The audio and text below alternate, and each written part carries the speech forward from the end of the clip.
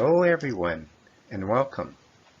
My name is Dr. Richard Fong and I'm the eldest son of Fong Wan. You will hear about Fong Wan from my brother Calvin Fong a bit later. But before we do that, do I have a sweet surprise for you today. I'm going to give you a special tour of Fong Wan's custom-built herb office. It is probably the most elaborate doctor's office of its time, and it was specifically designed with customer service and comfort in mind. The house and home was built in 1924 in a Western and Oriental style and is almost 10,000 square feet, including a full-size basement. The basement is where hundreds of pounds of a large variety of herbs were kept. Here we are outside of the house, and you can see the building is painted in traditional white with a red trimming. Notice the pagoda roof. Before him were lantern makers. Notice the redwood signs in front of the house. They basically say in two forms, Fong Wan's Herb Company. Now let's proceed up the entryway and into the door to the right. The entryway consists or constructed of white marble, including the staircase and the walls.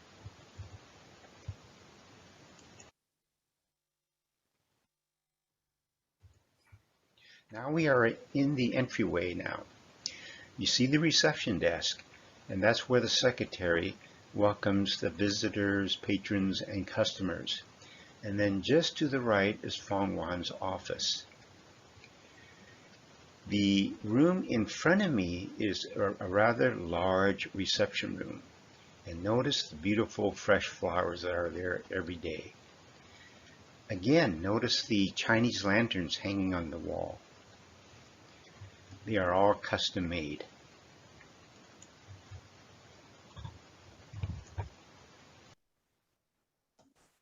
We are now in the reception or sitting room, and all the chairs and furniture are imported from China. The chairs are made of teak wood. So let's go into Fong Wan's office or consultation room now. This is Fong Wan's private consultation room, and this is where he meets and discusses the health issues that they may be having. He checks the pulse in both hands, he examines the tongue, and sometimes the skin color. He even listens carefully to the tone of your voice, and along with the pulse and tongue examinations, and your description of your health, he is then able to formulate the right combination of herbs necessary to relieve your ailments. After the consultation, he would buzz a bell in the herb room, and an attendant would come in through the right door and pick up the written prescription. The right door leads to the herb room, where we will go next. Notice the left hand here, and depending on where you check the pulse, you can determine issues with the kidney, the liver, and the heart and small intestine. So let's proceed now into the room, the herb room to the right.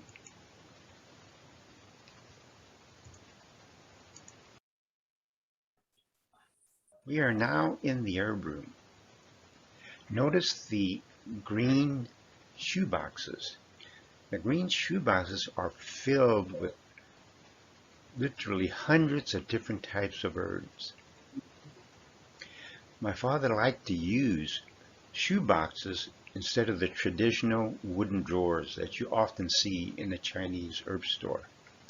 The shoe boxes are lighter, more versatile, and can often be rearranged much easier than the wooden drawers. Behind me are two of my cousins. To the right is Yi Nun Yet, and to the left is Fong Yok Kim. Both are nephews of my father whom he brought over from China. After they chop the herbs, sometimes it's ground and then weighed, mixed, and wrapped. Sometimes the customers prefer to have the first cup of tea before he or she leaves the office. If we go through the back door, we'll be in a custom-made room for cooking and boiling herbs.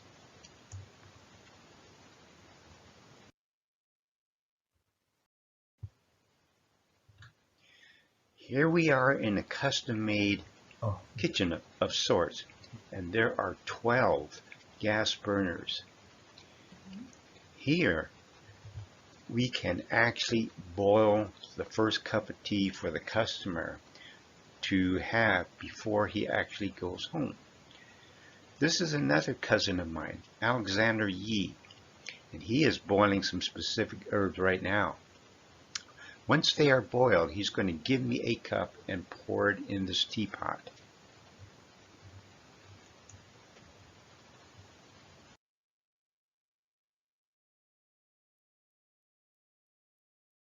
Here we are in a specifically designed room that people can come and have their first cup of tea.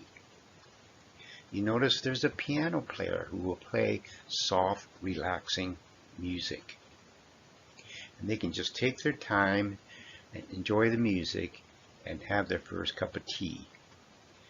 Once they finish the tea, we have candy for them.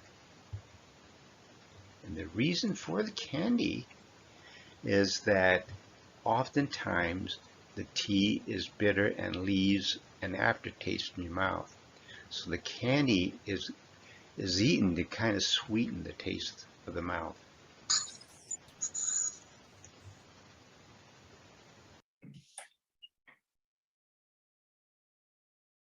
And now we come to the end of our short tour.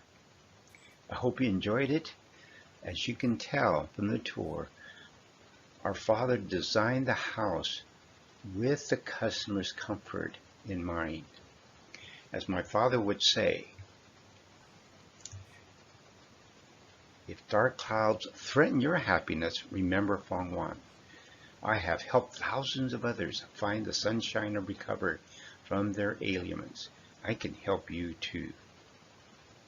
Once again, thank you for coming. And yes, I do have some sweet candy for you as well.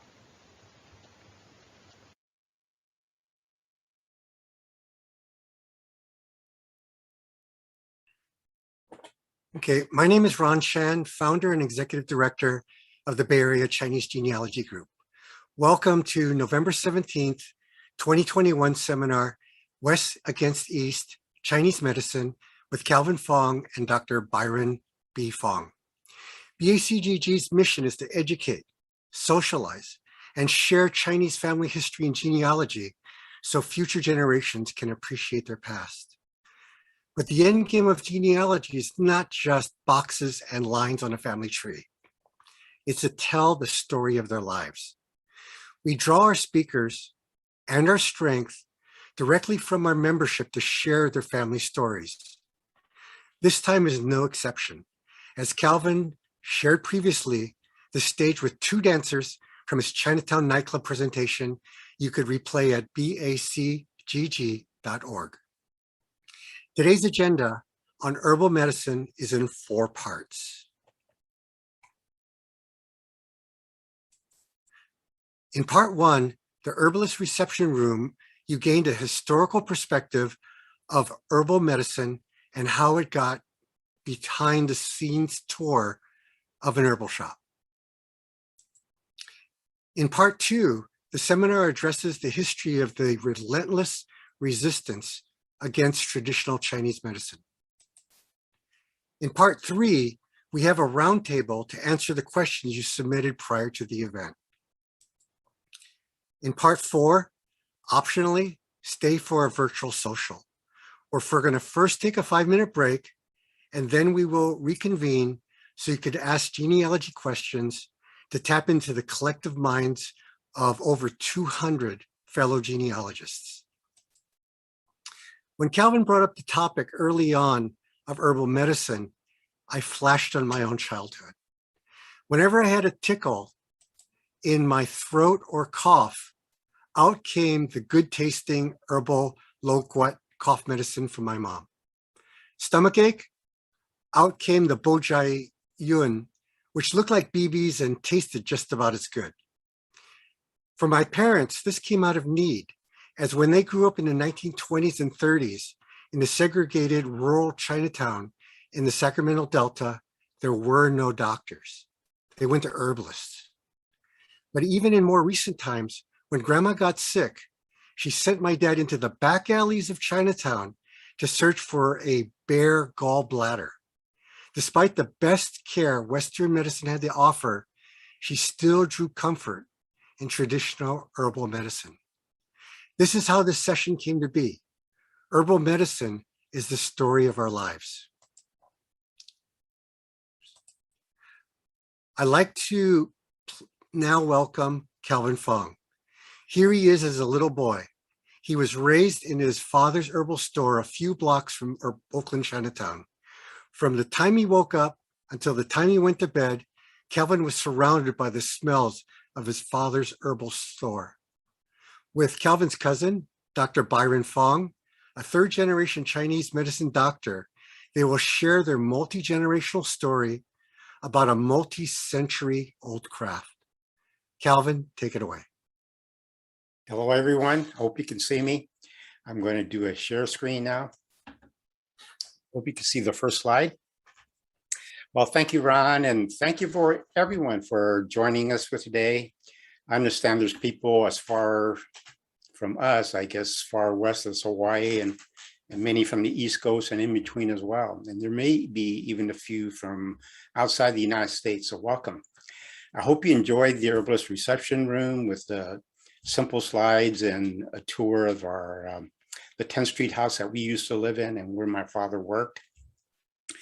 Ron mentioned that last year I gave a presentation on Fong Wan's Chinatown nightclubs, and that gives me a segue into this first slide. Let's ask the question.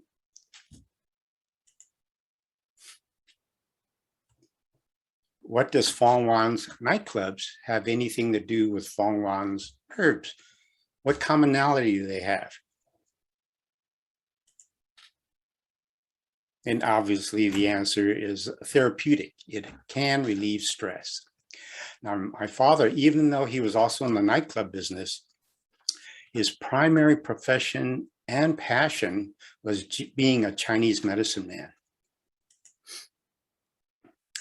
This is the simple title that we gave you, but a more accurate title is West Against East, Adversities Faced by Chinese Doctors in America as Experienced Through My Father, Fong Wan. Now you see the date, 1913 through 1968. 1913 was not his birth date. It was the year that he actually started his herb business. And even though in 1968 he did pass away, but he practiced medicine almost to the last day of his death. So he practiced for 55 years in the herbal business. Now, you may wonder, what is this slide all about? Alleged Chinese bribery by politicians, by elected officials? Well, this was headline news in March of 1925 in California. And this was just the tip of the iceberg of the Chinese healers faced during the 19th and to the mid-20th century. So in order to provide you some context, I need to give you some background on Chinese herbalists and Fong Yuan during this time frame.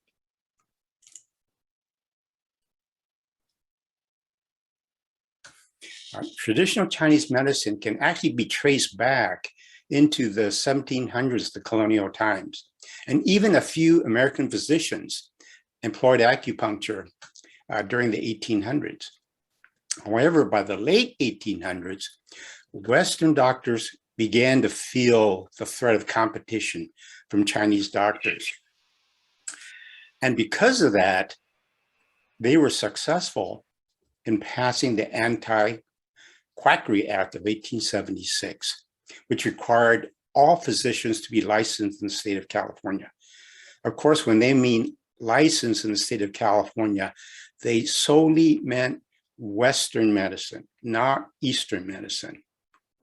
So that automatically set up a confrontation between Western medical profession and the Chinese doctors.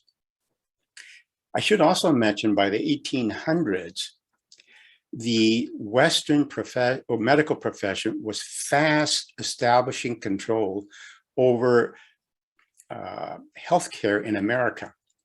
And at that time, they steadily start to marginalize all other alternative types of health medicine. Then, because of the Quackery Act, there was a concentration on eliminating all alternative types of medicine. And Chinese doctors became prime targets, were fined, arrested, imprisoned, and the whole goal was to put them out of business. I just wanted to mention some of the pioneering Chinese herbalists in America. And I'll just mention three. So despite the persecution they faced, there were several Chinese doctors that were very popular, especially among Occidental patients, believe it or not. Here, Li Po Tai is practiced in the 1850s through about 1893 in San Francisco. And it was rumored that some of his patients were quite famous, including Leland Stanford and Governor Mark Hopkins. Mark Hopkins, of course, is the Hopkins Hotel. And you know who Leland Stanford is. He was also governor of California at one time, but he was also the president of the Central Railroad, which imported thousands of Chinese to work on construction of the railroad through California. Now, Li Po Tai was, I should also mention, of course, that Leland Stanford was also the founder of Stanford University.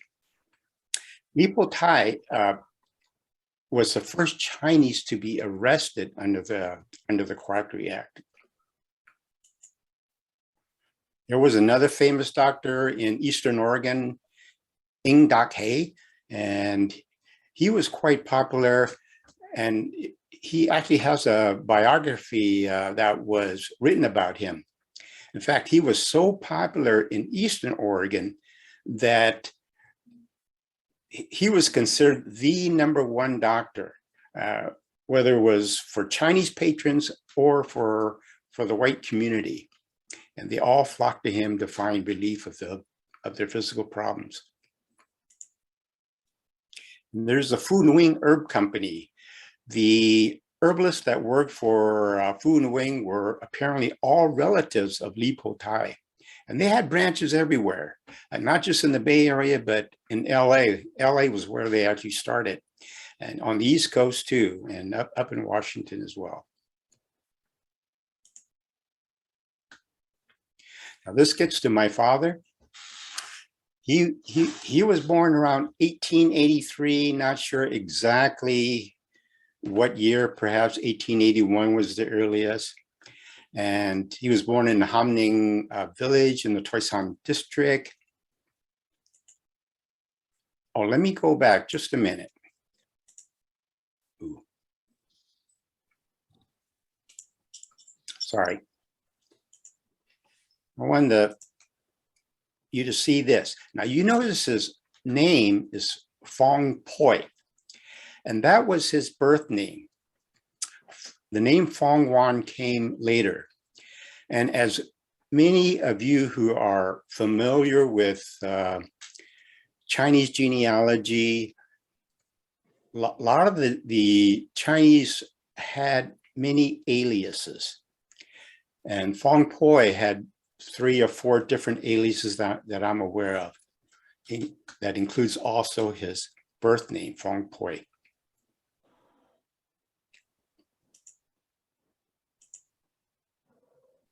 His father and grandfather were lantern makers. You saw some of the custom-made lamps in the video of our house, and these were all poured from the lantern shop in Toisan City. He immigrated in 1900, came through San Diego, not San Francisco, and then finally ended up in San Francisco.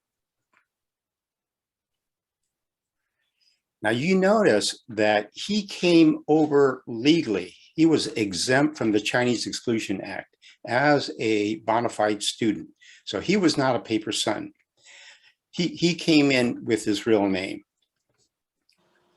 Now, the question is, which is a big mystery, is who sponsored him? You just can't just walk into the United States without some evidence that you're going to be a bona fide student. So he had to have a sponsor here and also to be bonded. And that's the big question for us to figure out who did that here in the United States.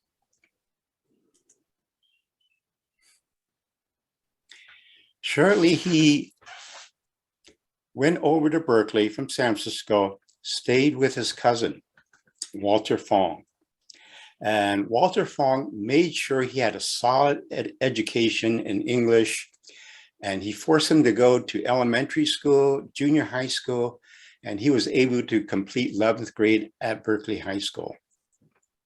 I want you to look at the picture very carefully. What stands out on this picture to you? This picture was taken around 1897.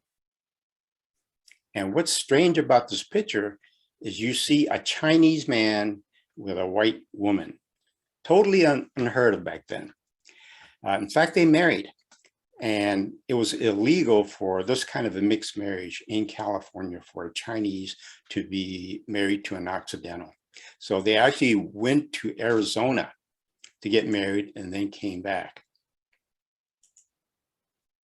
They actually met at Stanford University where they were students. In fact, Walter was the first Chinese to graduate from Stanford in 1896. After staying with him for several years, he went back to San Francisco, stayed with his uncle, Dr. Wan Xinmun. And Dr. Wan was a educated herbalist by accredited colleges in China. And he had his first degree of medicine from a college in China. And so that's where my father began to learn earnestly the art of herbal medicine.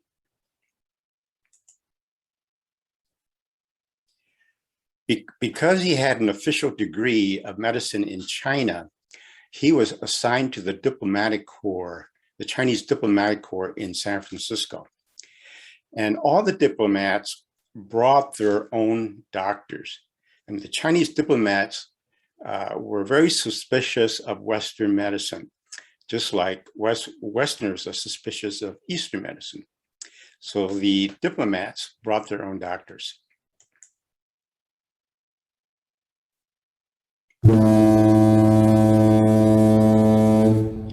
That's the foghorn I put in just to make sure you guys are still awake.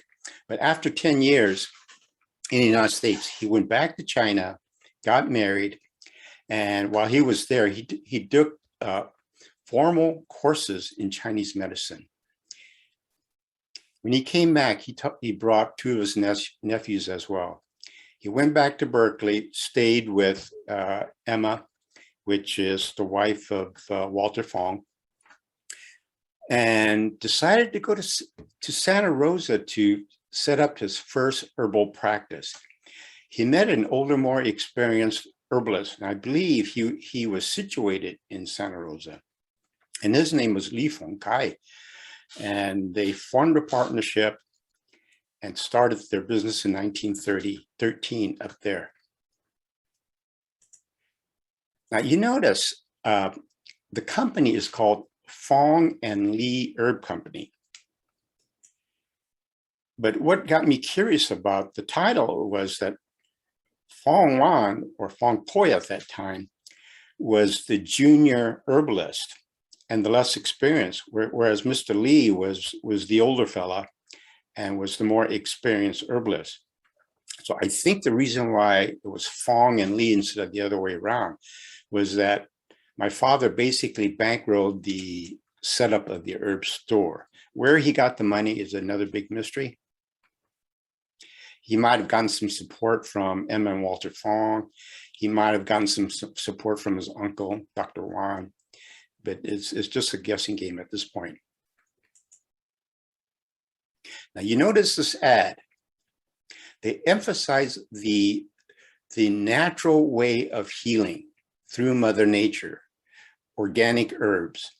And this was a marketing technique that all the Chinese herbalists used. Another common marketing strategy was free consultation.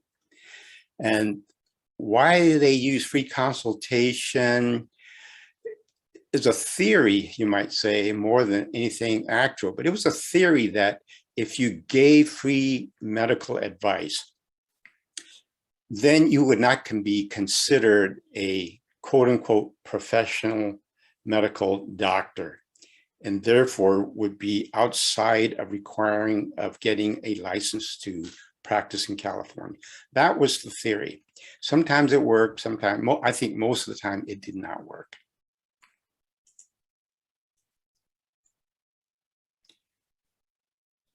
I wanted to show you this particular slide because my father hated the word drugs. He never wanted his herb store to be called a drug store. And the reason for that, he even says that, and I quote him, "Drugs derived from vegetables through a chemical process have no life," meaning you strip the qi out of the organic herbs, whereas herbs have life and strengthen the body. The herbs strengthen the qi in the body.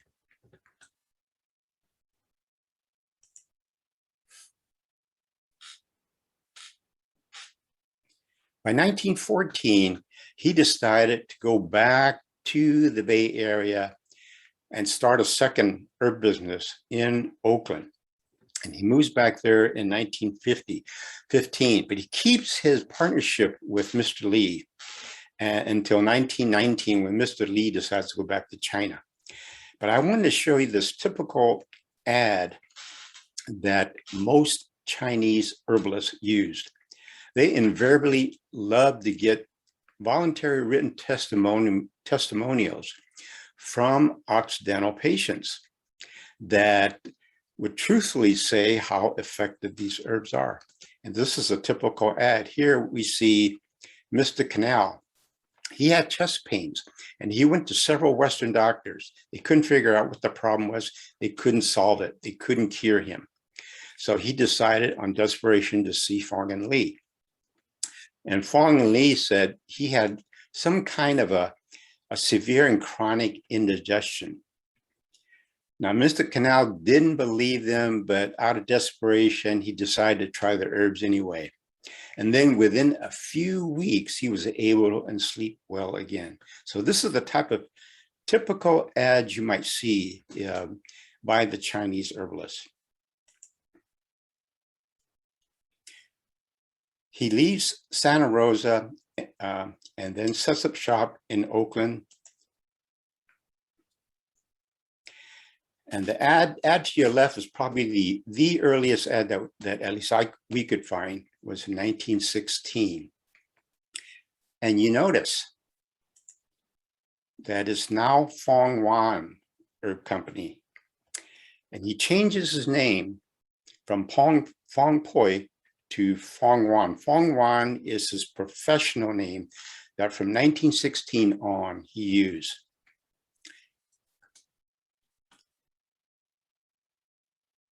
Here in this particular ad, he once again emphasizes the harmlessness of natural herbs. From his perspective, they don't have any side effects if properly used, implying that synthetic drugs could have a harmful side effects.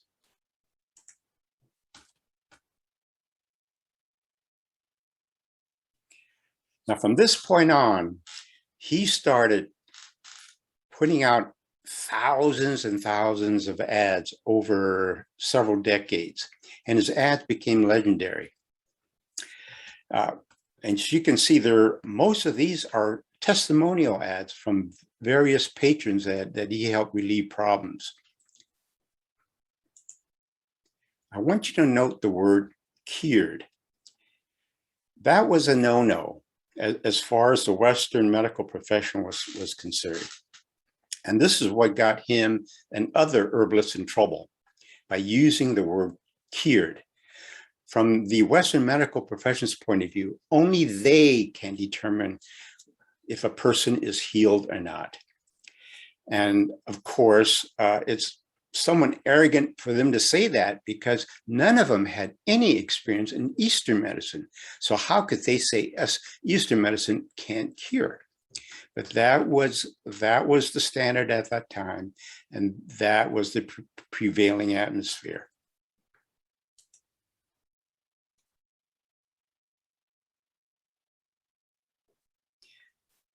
In 1924, he was doing so well as an herbalist. That's when he decided to build his dream house. And you saw a short video of the inside of the house, particularly his office. Now, as I mentioned, his ads became legendary. And in order to gain the confidence of the Occidental community, he had to overcome the prevailing anti-Chinese sentiments at the time, the general belief that Orientals were inferior and could not assimilate into American culture. He also had to demystify Oriental medicine to gain their confidence. And he did this in several ways. He made his ads understandable. He wrote many articles on Chinese medicine. He even wrote the book Herblord, as you can see in the middle. This was the first edition in 1926.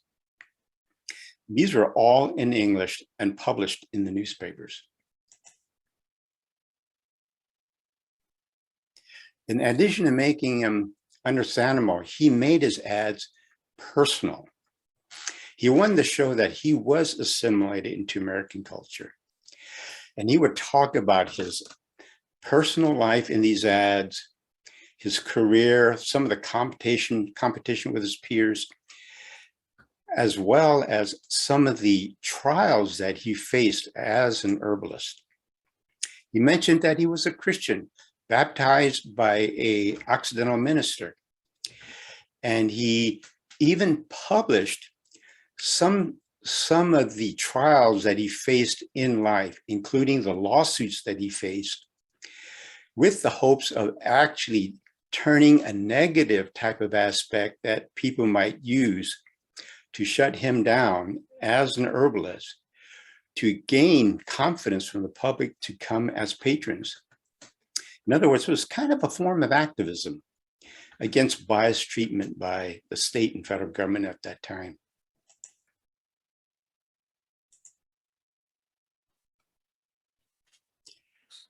His ads, however, greatly irritated and antagonized the Western medical profession. And he barely started his business in 1916 in Oakland when he was arrested twice in that same year. So the harassment would continue for the next 40 years of his life. As you can probably guess, licensing of medical professions became law in many states in the early 20th century. And as I mentioned earlier, Chinese doctors could not obtain a license because Eastern medicine was not considered a bona fide field of medicine. Only Western medicine was considered bona fide. So over the next 2 decades, he would be arrested over 20 times. He was arrested as many as 4 times in a month. And he published all this in his ads. He wasn't scared to show the public that he was being harassed by the Western medical profession, as well as the state and federal government.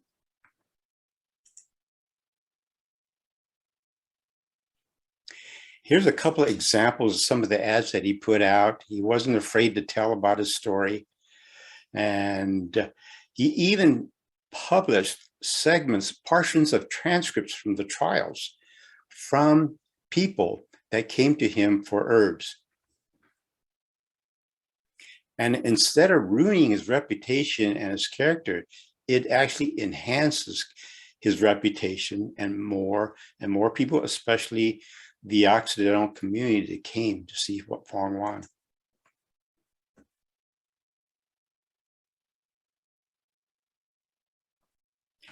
Now, each time he was sued maybe over 20 times, he was found not guilty. And he learned that the best way to get a fair trial was trial by jury, and had witnesses called, especially his patrons, who actually got relief from his formulated herbs.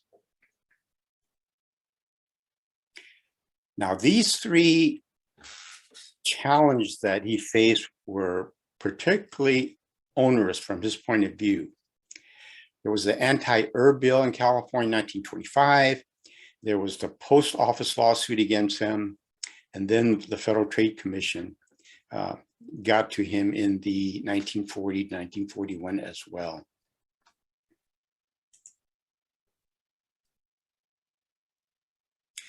Now, in 1925, there was a young rookie assemblyman named Ed Smith. And he was an aggressive assemblyman. Being a rookie, obviously, he wanted to establish a reputation of being a good public servant, you might say. And he knew there was a general anti-Chinese sentiment at that time. And he knew herb doctors were always in trouble. So what he did was introduce an anti-herb bill in the state of California. And the reason why he did that, as you see in his quote, it was to hit the narcotic evil, a blow that I sponsored this act. He assumed, like many others, that all Chinese doctors did was sell opium or dealt in drugs. And that was his premise for setting up this bill. Now, let me just show you what this bill would have done if it passed. It required a state license just to approve herbs that have potentially of curing diseases. The herbalist had to be licensed. And after the herbalist formulates the herbs, and before they can give them to their clients, they also had to be approved by the state. It was an impossible situation. If this particular act would have passed, it would have put the herbalist totally out of business and set up a red flag for all other alternative medicine that was being practiced at the time.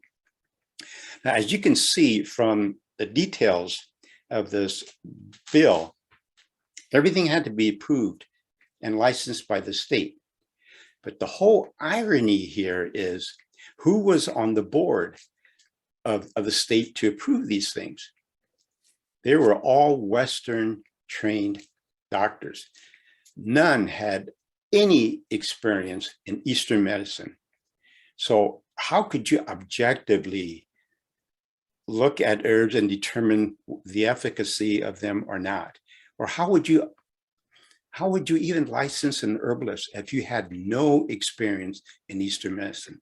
It was an impossible situation. As I mentioned, Smith had no evidence of narcotics being dispersed through herbs.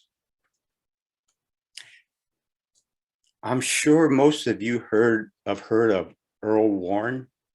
He was the Chief Justice of the United States, or I think in the 50s through the 60s. And in his memoirs, he remembered this situation in 1925. And I quote from his memoirs. In 1925, there were many people in California who were anti-Oriental and who looked with favor on any restrictions placed upon the Chinese. The legislature itself gave evidence of condoning it. Some hostile sentiment was directed against the Chinese herb doctors. How was he involved? Why was Earl Warren even involved? And I'll speak to that shortly.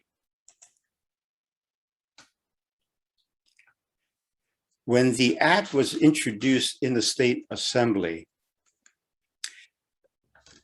a couple of things happened.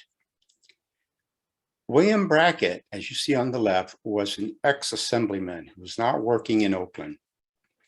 And Senator Edgar Hurley came to see my father and told him that if we can actually kill the bill, if you give us $15,000. Now, $15,000, I'm sorry, $10,000. $10,000 in today's money would be approximately $150,000. So this was kind of an extortion, you might say. Now you see the picture in the middle, this black and white drawing. It was drawn by a newspaper artist, and this is how he envisioned the meeting.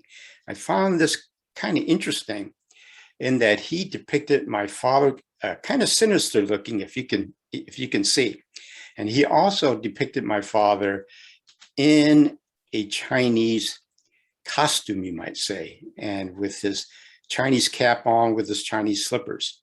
So it was the typical stereotype that many Occidentals had of Chinese not being able to assimilate into the American way of life. Of course, that wasn't true. The picture that you see, the real picture that you see of Fong Wang, that's how he dressed every day as a businessman.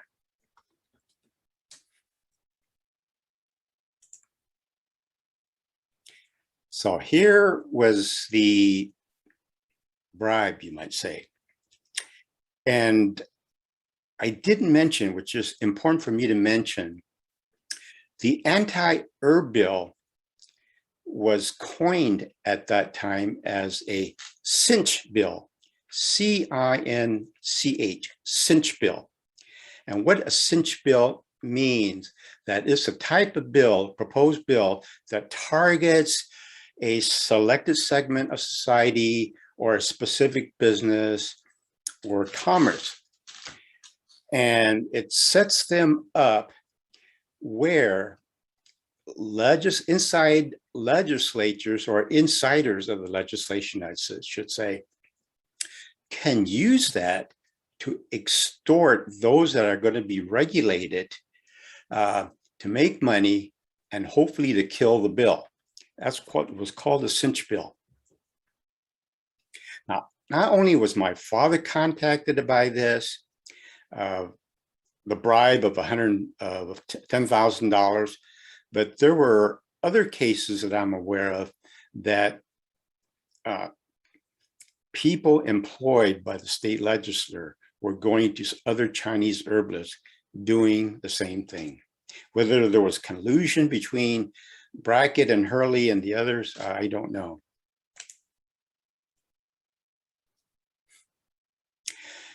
When my father found out about it, he immediately put out an advertisement, of course.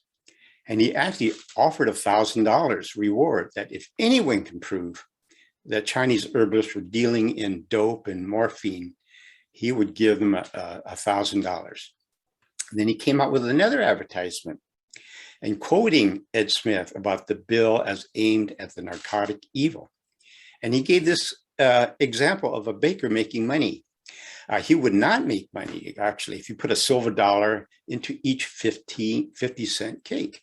In other words, the cost of buying opium or morphine was much more than the cost of selling herbs.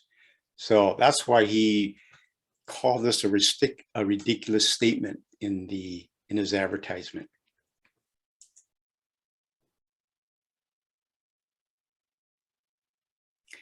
Sting operation? What does this mean? Well, after Brackett and Hurley came to see my father, he decided to offer them, he'll pay him $4,500 instead of the $10,000. Brackett accepted.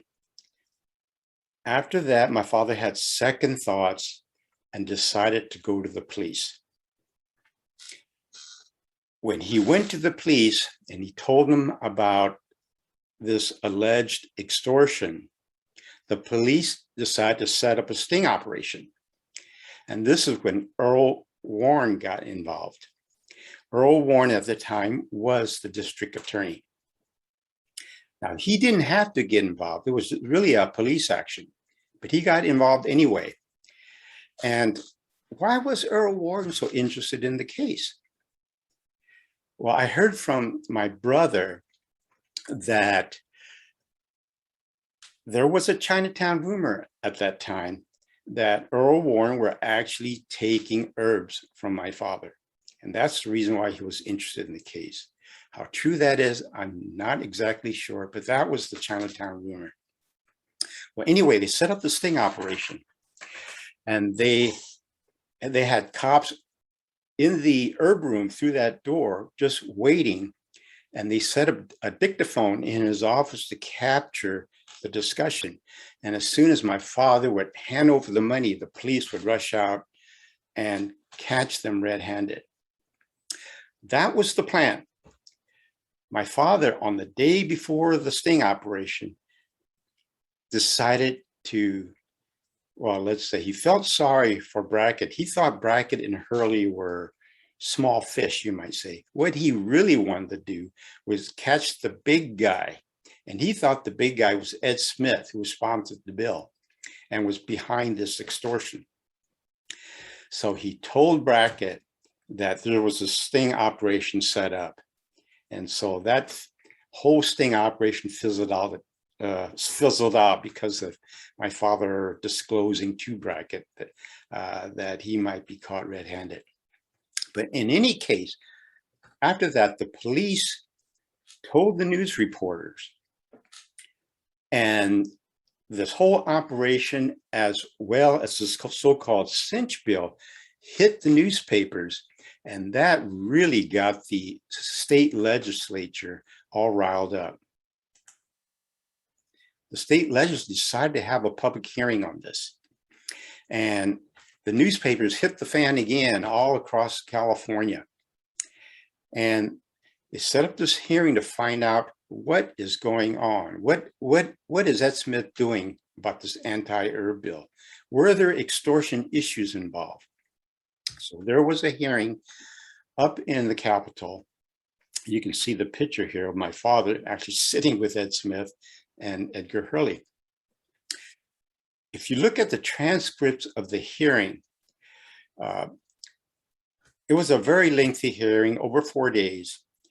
And the transcripts of my father, just my father alone, was over 100 pages. So it was a very long hearing. What I found interesting when I read these transcripts is that Hurley, who was accused of being an extortion, had the opportunity and ability to cross-examine my father. That, to me, that kind of sounds odd, because Seems like a, I don't know, conflict of interest, you might say. But anyway, that happened. And obviously, as a lawyer, a good lawyer, they try to put the witness on defense. They try to do character assassination to cause some doubt on people hearing the testimony and would question Fong Wan's reputation. So what Hurley did was ask this question: how many times have you been arrested? He knew full well that most of the Chinese herbalists have been arrested a few times. So that was public knowledge. So he asked my father, how many times have you been arrested? And that created a big hush in the room. And my father, without hesitation, asked, who, me being arrested? Oh, many times. And that caused an uproar of laughter in the whole assembly room. And that whole questioning backfired on Hurley.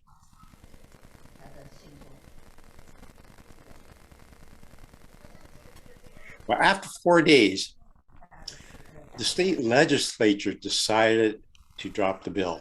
It pigeonholed it because it had this tainted blackmail allegation, even though there was no actual proof of this extortion other than the testimony of herbalists, other herbalists, as well as my father. But it did taint the bill, and the whole assembly didn't want to touch it, and therefore tabled the bill.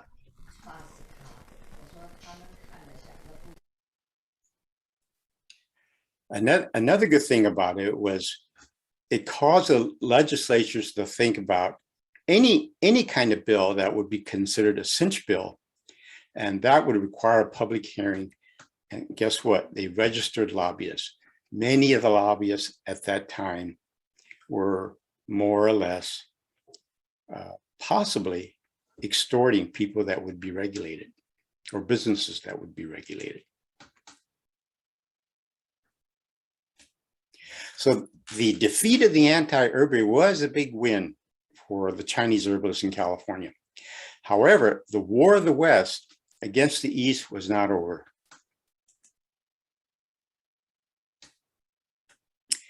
This was an interesting case against my father by the post office in 1930 through 1932.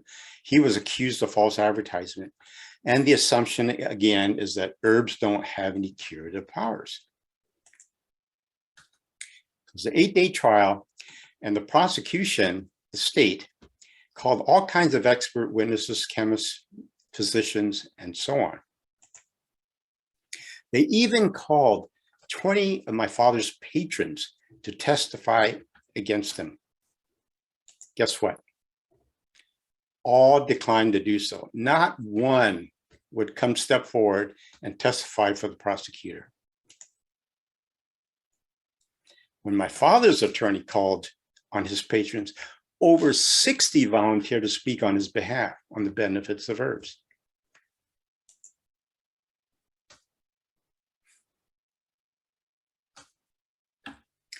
And even some of the so-called experts for the prosecution admitted that even though they believed, and I put, quote, believed, had no curative powers, they also admitted they had no knowledge of Eastern medicine. So how could they give an unbiased opinion whether herbs work or not? Because of the patrons and the admission by the so-called expert witnesses who knew nothing about Eastern medicine, my father was found not guilty. My father took advantage of this. He published not only the verdict in the newspapers, but he also published many of the verbatim transcripts in the newspapers.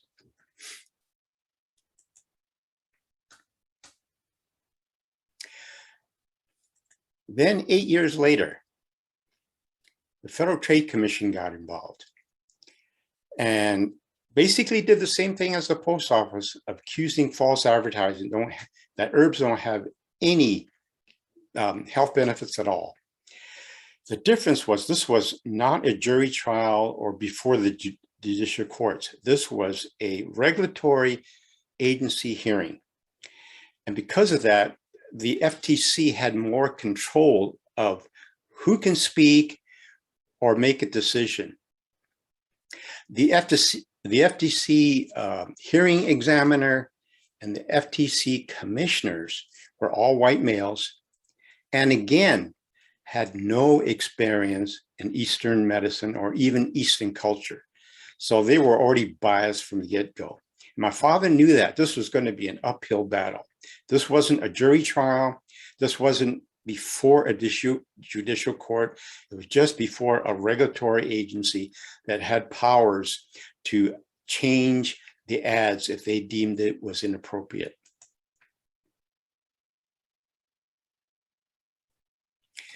And again, what the FTC did was the same strategy as the post office did.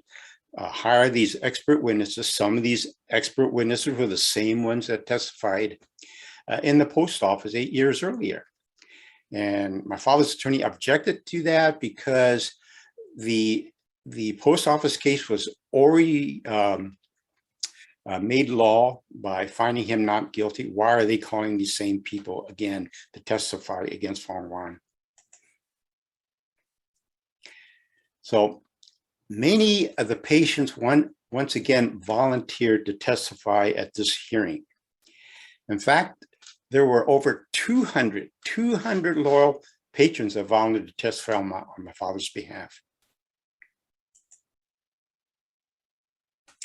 Nevertheless, because it was just an FTC hearing, this wasn't a jail sentence or anything like that. It was just constituted a fine and the ability to stop exaggerated claims in advertisements. They ruled against my father. But it just affected his advertisements.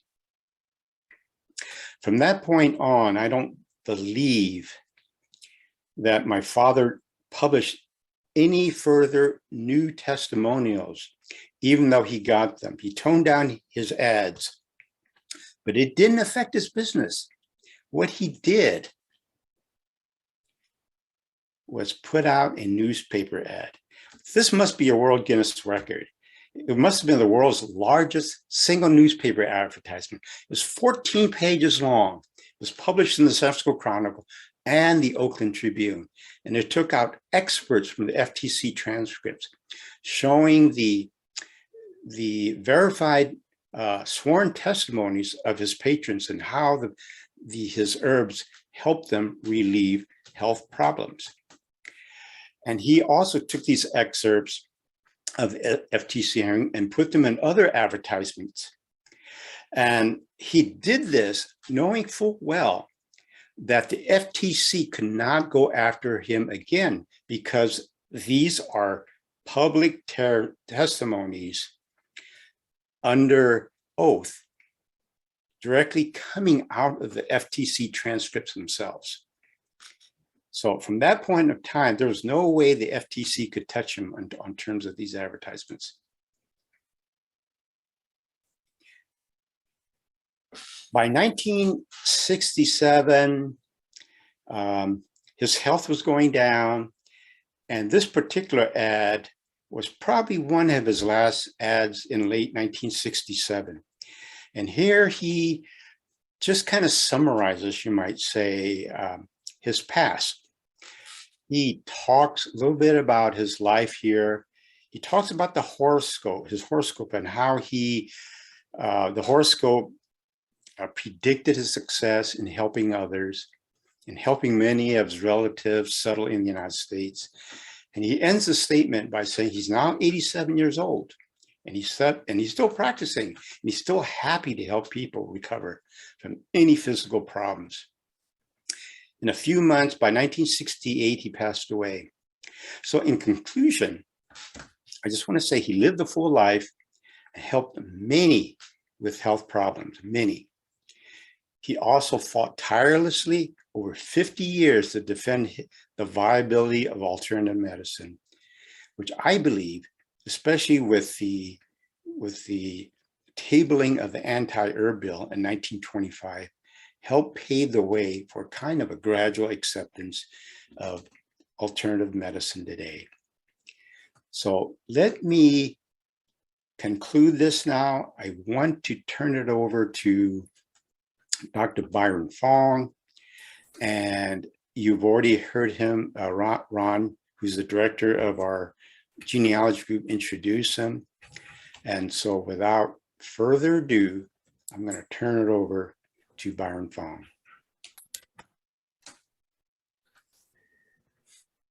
So, first of all, wow, I really want to thank you, Calvin, for bringing that appreciation of what my grandfather, your father, Fong Wan, did for the herbal therapy.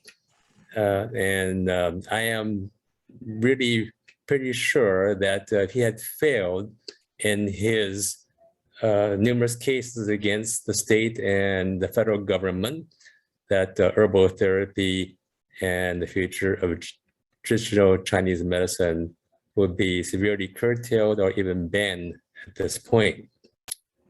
So let me introduce myself. I am Byron Fong. I am the grandson of Fong Wan, whose number one son was Richard Fong. That's my father. And he learned the herbal therapy techniques from his father. And he also studied Western medicine by going to the St. Louis School of Medicine in St. Louis, Missouri. And he got his MD degree in 1940. He told me that when he was a medical student at that time, the American Medical Association had held their annual conference in Chicago. So he went there, and in the meeting hall was a large display with the title Quacks in America. And Fong Wan was named as the biggest one of all. Needless to say, my father did not join the AMA. Now, Fong Wan was pretty prominent, and his prominence was his advertising. He advertised, I understand that he had imported tons of herbs from China. And that caught the attention of my mother's parents, who were also herbalists and needed herbs to keep their practice going. So they made a visit to Fong Wan, and they happened to bring along their 20-year-old daughter. And so while they checked out the herbs, Fong Wan's number one son, Richard, checked out the daughter, and the rest is history. At that time, my mother was an undergraduate at UC Berkeley, studying to be an architect. She never got her UC degree, but she got something just as well, which is her MRS degree.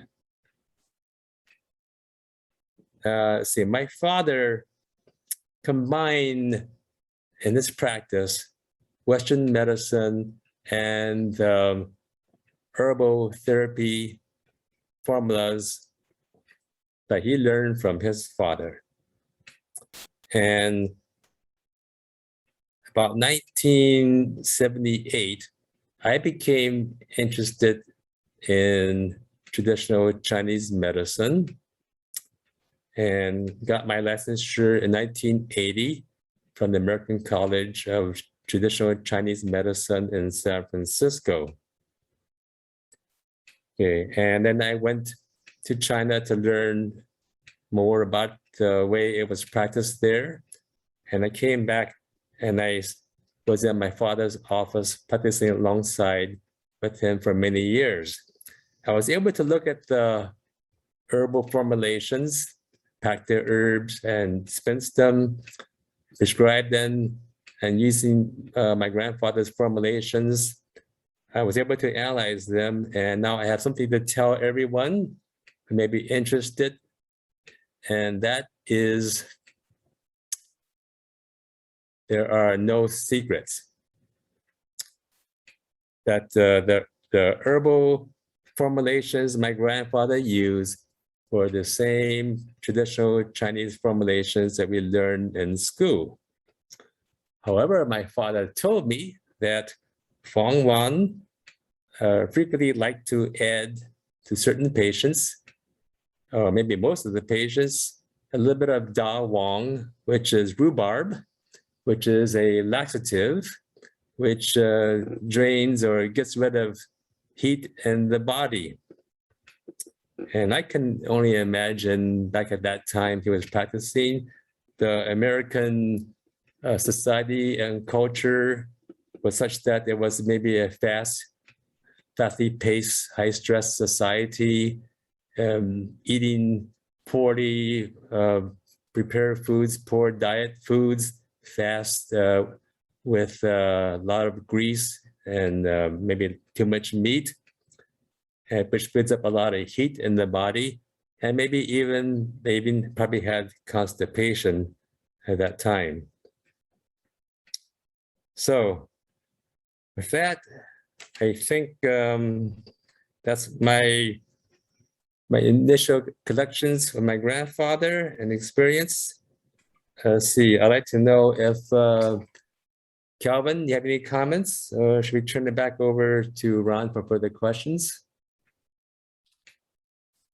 Hey, Calvin, why don't you turn on your camera and your mic? Okay. And what we could do is we could start the roundtable.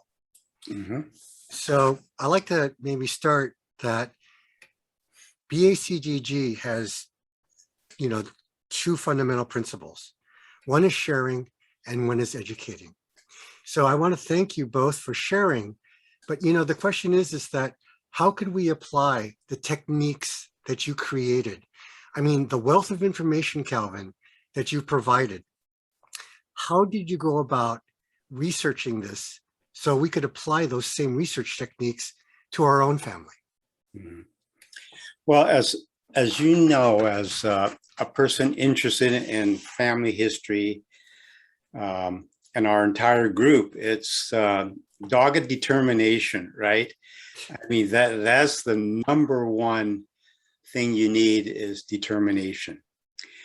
And as far as looking into our family history, it was actually my brother who was living in Colorado Springs did all the fundamental work. And fortunately, he had some personal records of my father before my father passed away. And that gave him the foundation to start exploring. Being in Colorado Springs, of course, he had limited resources.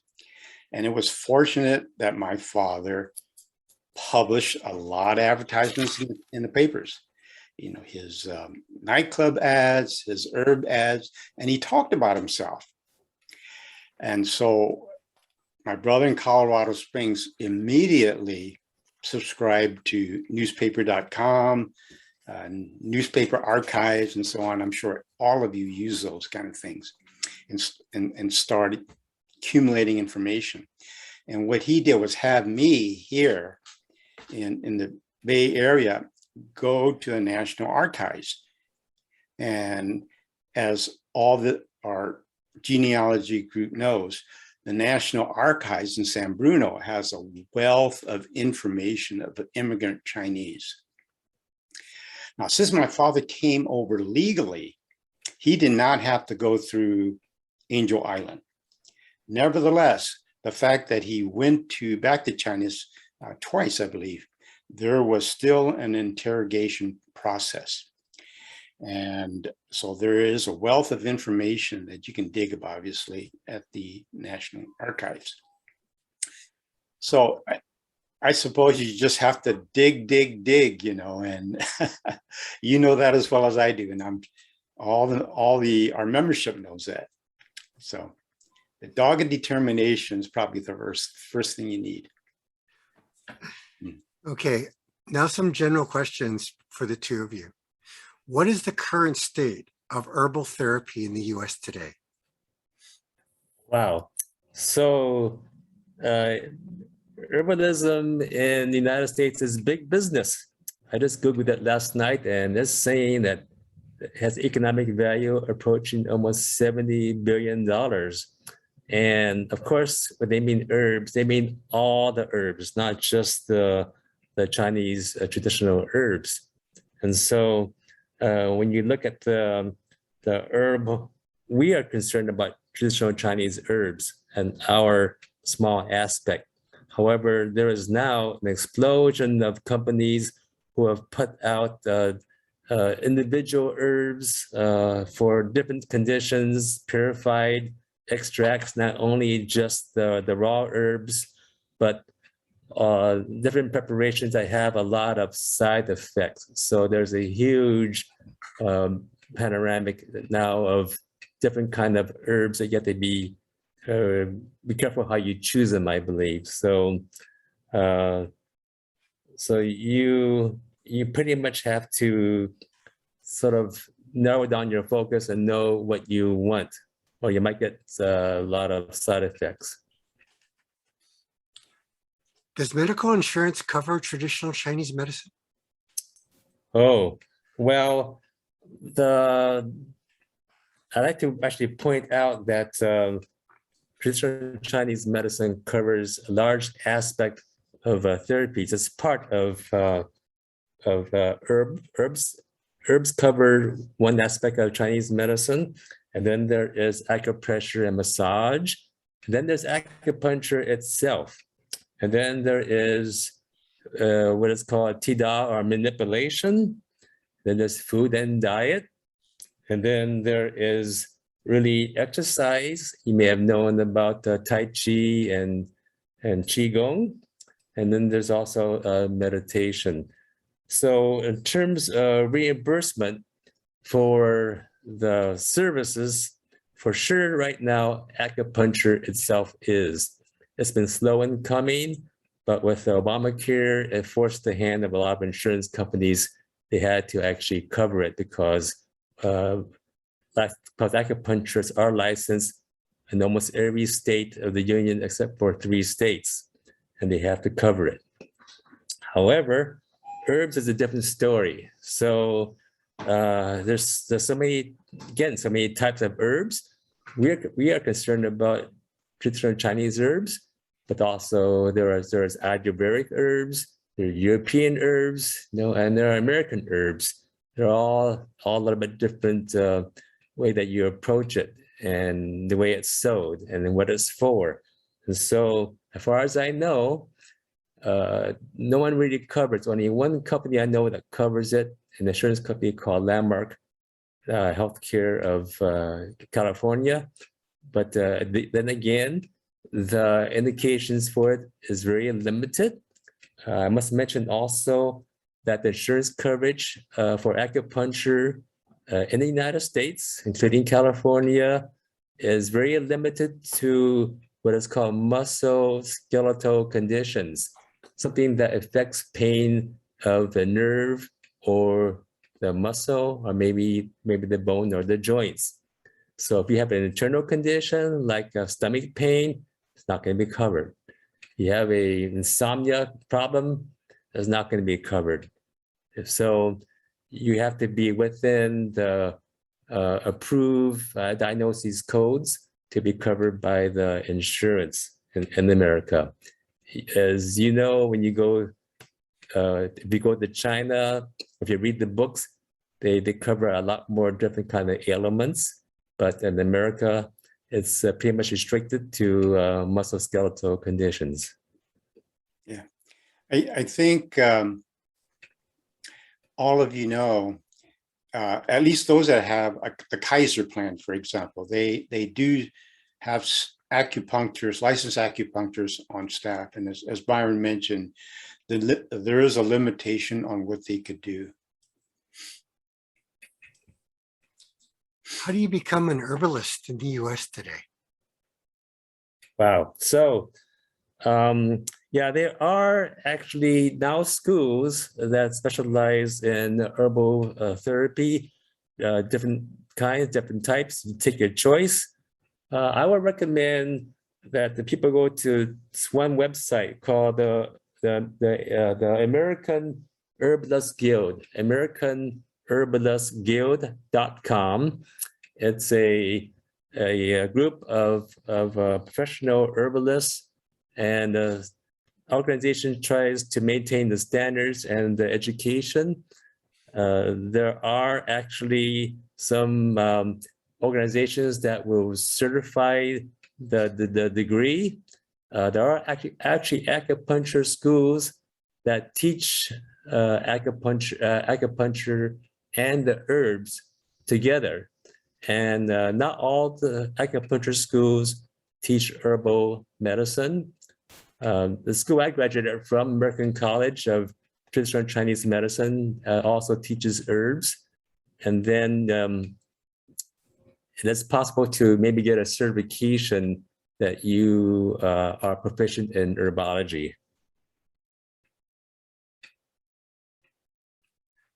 What other forms of alternative or non-traditional medicine, such as chiropractic, were they persecuted as fiercely as Chinese medicine? Yes and no.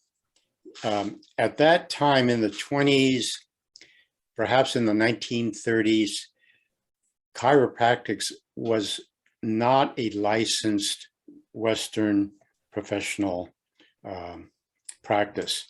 So they were considered an alternative type of medicine. So yeah, so the chiropractics at that time, until they were able to get their license, were being singled out as well for so-called malpractice. There were homeopathy was another group that was greatly persecuted, you might say, and neuropathy was another one. And they even went after licensed Western physicians that practiced illegal operations or surgery. And that included, back at that time, illegal operations on abortion. So the state medical board went after them as well.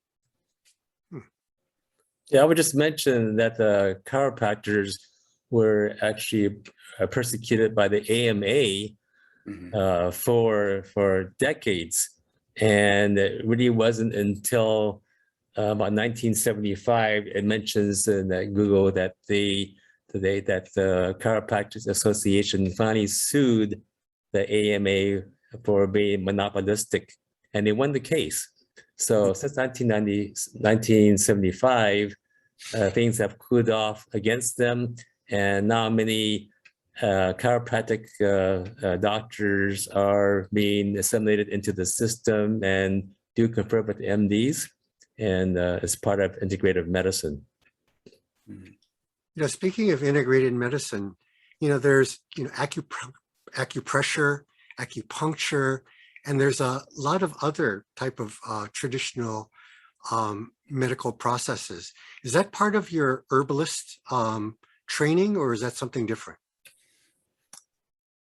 Yes, we get a introduction to that, but also it is also a specialty along with the massage.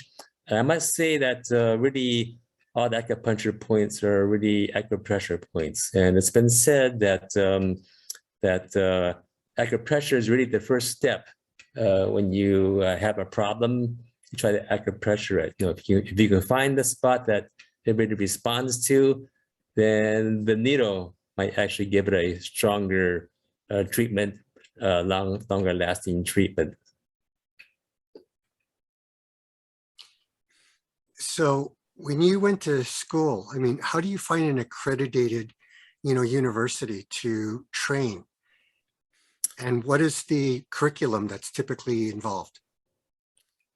Wow, I think that it's been changing rapidly. There are now a lot of schools which are about 3-year programs now. And again, I think the best way to do it is to go to the website, the AmericanHerbalistGuild.com. It will list a lot of the schools that have available study programs, not only the ones which are the full-fledged acupuncture schools, but also even shorter programs. So you have to pick and choose exactly what you want to do, what level you want to train at, and maybe what degree you actually want to come out. I just briefly glanced at it, and it said that costs actually of the school I went to, the American College of Traditional Chinese Medicine in San Francisco, which is now part of the CCIS, which is the California College of Integral Studies in San Francisco. They charge about $16,000 a year, I believe, for training, and I think about 3-year program, I believe. So and that's a low medium price. I think I've seen prices go up to $24,000 a year, and maybe a 4-year program, or could be as much as $50,000 to $70,000. So you have to just do your research and see what's best for you. When you mentioned that you went training not only in the US, but you also went into China, what were the differences in terms of what did you learn, from, the Chinese teachings versus here? Oh, wow. So interesting, when I went to China, first of all, the patients were much older than in America. And a lot of the conditions were like the textbook that I read. I mean, it was amazing, actually. And so, and when you were in clinic, you might be in a small little room with a table, taking the pulse, like seeing the patient, and there'd be a line from your room out the door 20 feet. And you had to see all those patients by noon. It was a very rapid process. I think that it didn't cost too much to see the doctor. So this is 1979, 1980, 82, I went, and the price to see the doctor wasn't very expensive, was not too expensive. However, if you had to buy herbs from the hospital, in other words, we would give the patient a prescription of herbs after we saw them. They would take that prescription to the dispensary in the hospital, and they could buy the herbs. And I looked at the price, and I thought it was almost approaching maybe 1/3 of the daily wage. I thought it was pretty high price. And then if you had to actually get a treatment at the hospital, it was pretty cheap. It was maybe less than 1/10 of a yuan at that point. So the costs are sort of quite different from us, and it was a good experience to be over there and see how it was really done, and the patients are actually a little bit different. Yeah. Calvin, did your father do anything outside of herbal medicine? Did he do acupressure or acupuncture as part of his practice? No, his sole practice was in herbal medicine. I don't recall him doing anything with acupuncture at all. But Ron, you didn't have time to look at the chat room, but I see there's actually a remark from Anna Don, and she mentions there is an accredited school of Oriental medicine in Portland, Oregon.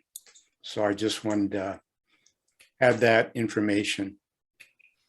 Okay. When my father was practicing traditional Chinese medicine, I believe most of the Chinese doctors were in herbs, and there weren't that many at that time doing acupuncture. I might be wrong. Do you know anything different from that, Byron? Yeah, so my father, being a Western trained physician, he did use the herbs in his practice right off the bat, and he set up a whole herbal room and hired a relative to do the jap cha and prepare the herbs. Yes. And but he did not use acupuncture until Nixon went abroad to visit China. And as you know, James Reston, the columnist, New York Times columnist, got attacked of appendicitis in Japan, in China, and had to undergo surgery, and they used acupuncture anesthesia in his ear. And he wrote about that. And that's when it opened up in America, or drew the attention of the American people about acupuncture. Then my father then at that point went back to Hong Kong to learn it. So I understand it. Yeah. And that's how he got started. Yeah. Speaking of japcha, that reminds me that when my father was ready to have the herb formulas turned into actual chopped herbs, he had a buzzer in his office, and he would ring that buzzer into the herb room, and it would ring, ring, ring, ring, and all the people that were in the room would just jump up, japcha, japcha. And that was a signal to get up and cut the herbs and put all the compounds together. And all my brothers, including Richard, worked in the herb room. And getting into the 60s even, my youngest brother's friends from school came into japcha as well. Yeah, I have only one memory of that herbal room. I was pretty young, but I remember seeing Grandpa come in, and he had a long stick in his hand. He reached way up to the top of the shelf and pulled out a box of herbs and told someone to go with her and get those box of herbs and add it into the formula. He held in his hand actually his formula. It actually was a book written on the Chinese rice paper, of course, and on characters. And he was looking at his formulations and then studying the herbs. He pulled them out and then go back to his room. And then the guys did the japcha. Yeah. Is there anything else you folks would like to add?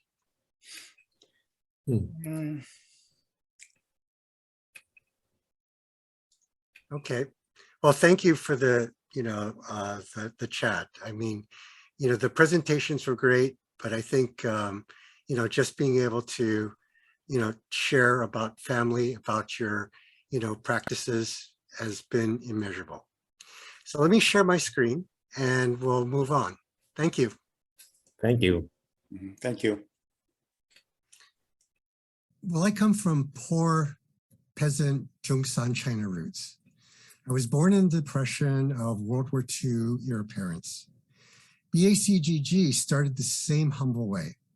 We started with less than a dozen people in my living room. And starting this group actually never occurred to me. My biggest concern that day was just to make sure there was enough coffee and donuts. But within a few meetings, with only word of mouth, we grew sevenfold and moved from my living room to the Family History Center in Oakland. And here is our last pre-pandemic group photo. When the pandemic hit, with our first ever Zoom meeting, we grew 125 times larger from our beginnings with 1,500 online attendees. We are no longer the Bay Area Chinese Genealogy Group. Now we have members nationwide and in Hawaii today. We are 100% volunteer, 100% member driven, and our growth has been organic, all word of mouth. And to support this group, it rested on the back of our volunteers. Kobe Yamada said, "There is nothing stronger than the heart of a volunteer. With it beats the patience and spirit of service, generosity, and compassion, and the health and the well-being of the community, country, and our world."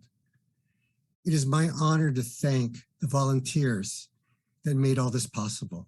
Gail Chung, Jeannie Young, Bruce Chin, Doug Joe, Alvin Huey, Leona Lau, and Alvin Lowe for being the heart and soul of BACGG.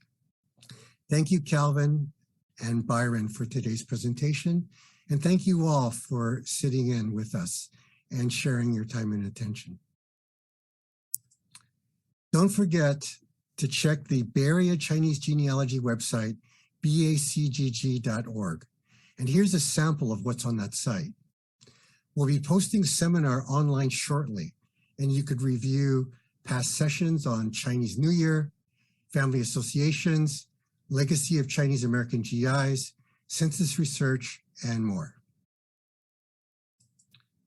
We have oral history, how to transcribe your recordings, and interviewing tips. We have research tips, how to capture Chinese digital characters, Toisan English Dictionary, 100 Chinese surnames.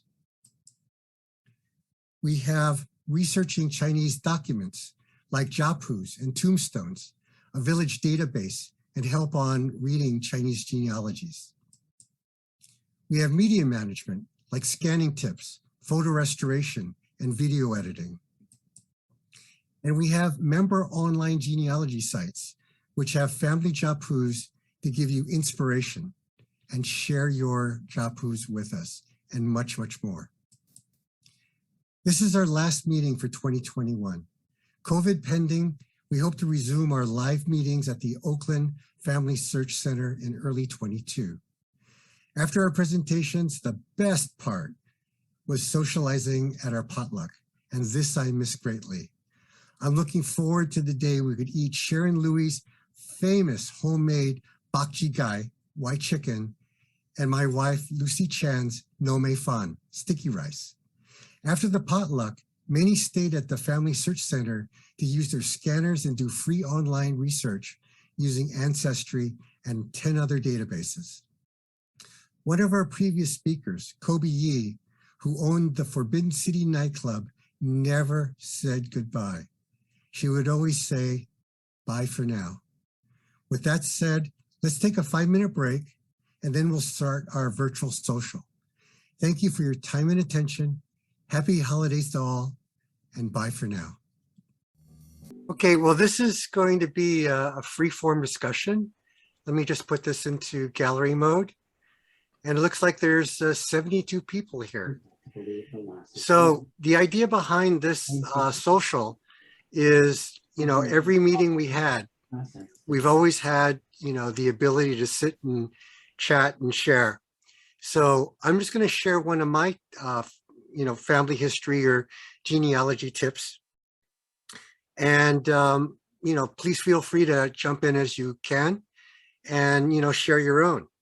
So the tip that I want to share is about the Family History Center. There are 5,100 family history centers in 140 countries, and it's absolutely free admission. So in Oakland, where we have our meetings for BACGG, there are actually photo scanners, at these history centers, and they allow you to bring 60 photographs and feed it in just like a Xerox machine, and bang, within like a minute and a half, you have 60 JPEGs, that you can store and save. They also have document scanners. So if you have books and manuscripts, you could scan them all for free. And then one thing that's actually kind of cool that I've used is they even have an oversized document scanner in Oakland. And what they have is I brought a map that couldn't fit into my scanner. So being able to use the oversized one, I was able to get one contiguous scan, which I thought was kind of cool. They also have free access to nearly a dozen online resources, like Ancestry or Fold3, which specializes in military records, and also newspapers. They also have docents there.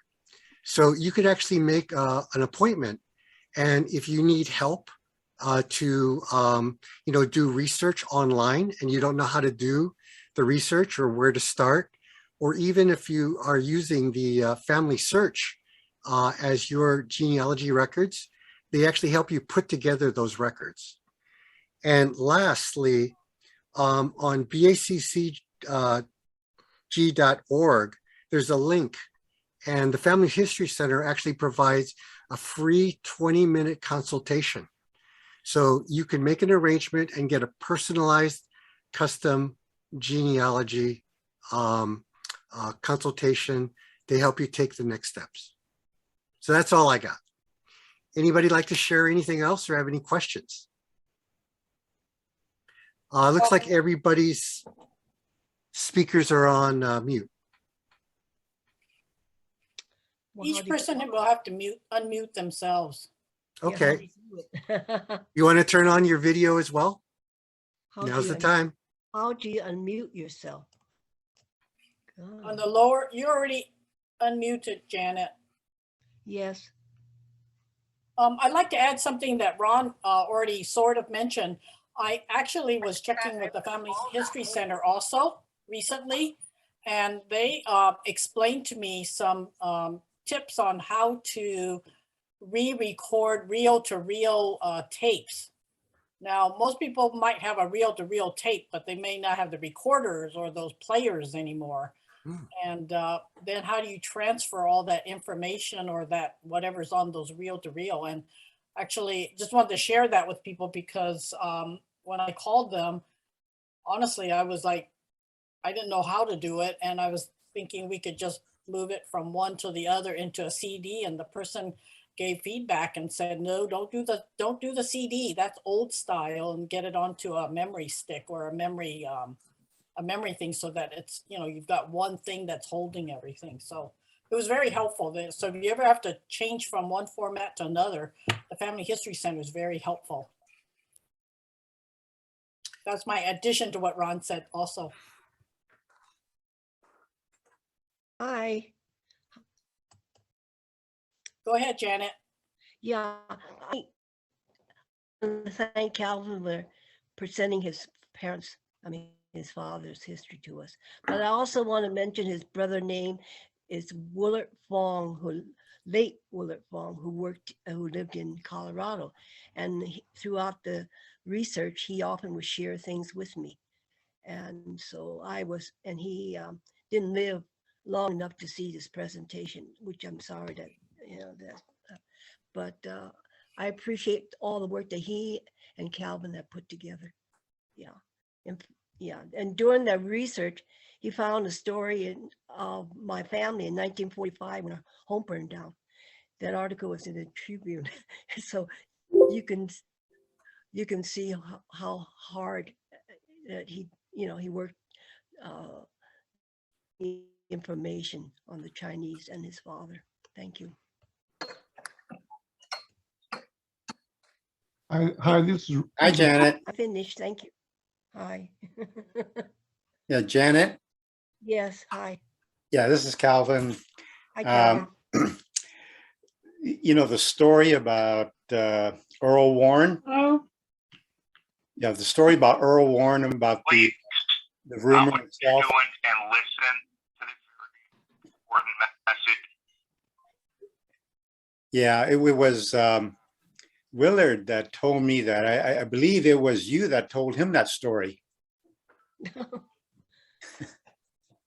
I know we were sharing things. Yeah. Is there a family history center in Hawaii? I'm pretty sure, actually, when I was in Oahu, there were actually 2 or 3 family history centers. And the one in Oakland is what they call a regional. And, from the 5,100 family history centers, they vary in size. Some are relatively small, but, the one in Oakland and in LA and some of the larger, wherever you find a Mormon temple, that's where you'll find typically a family history center. And I know for a fact there's at least 2, possibly 3 in Oahu, because rather than spending time on the beach, I was actually doing research.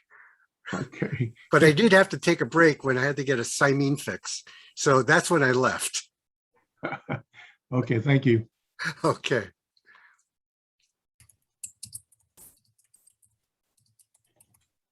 Okay, we have 65 genealogists right on tap. If you have a question, now's the time to ask. Don't be shy. Calvin, could you take a look at the message from Anna Ing? She asked a really interesting question about it's addressed to you. Do you remember your father's reactions to the many lawsuits that he was subjected to? And did he speak about it much to his family? No, he didn't. The way we learned about it was reading the advertisements, and kind of a roundabout way of learning about his various lawsuits. I remember a few times when he did not come home, and my father said the reason why he didn't come home because he was in jail. But his jail time was like overnight, maybe 2 nights at most at a time. So Calvin, I want to, how was it? I mean, because you had a lot of brothers and sisters in the family, right. and your father seemed to be working really hard. So your mother was the person who raised you, or how was it growing up in this household with a father who practiced traditional medicine? Mhm. Yeah, you're right. He was a very busy man between not only the herb business, but the nightclubs. He also owned property in San Francisco and Oakland, and he also had several different restaurants besides the nightclubs as well. But you're right. It was difficult for him to spend a whole lot of time with the family. So it was basically my mother who took care of all the younger children. You're right. Were you guys all raised on Chinese medicine then? Yes, we were. And We all took it. Yes. Now, when you were showing the building, Mhm. I thought I saw an office door with a sign that said a chiropractor, Dr. Gail. No, Dr. Evelyn Fong Wan. Yeah. That was my sister. And she got her doctorate in chiropractics and set up shop in his office. So that would have been in the, let me think, in the 1950s.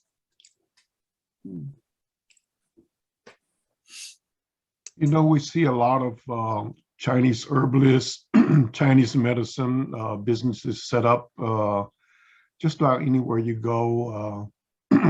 Is there accreditation process so it can help us choose the better ones or the one that's accredited? I really can't answer that question. If Byron is still on board, he could probably answer that question. I think I saw on the participant list there might have been a couple people that are familiar with Chinese medicine, and if they are still on, maybe they can help answer the question.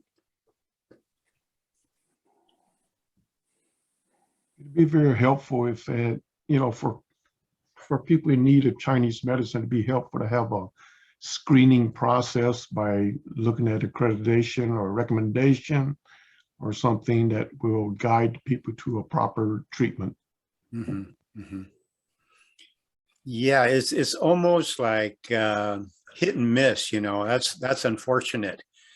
But I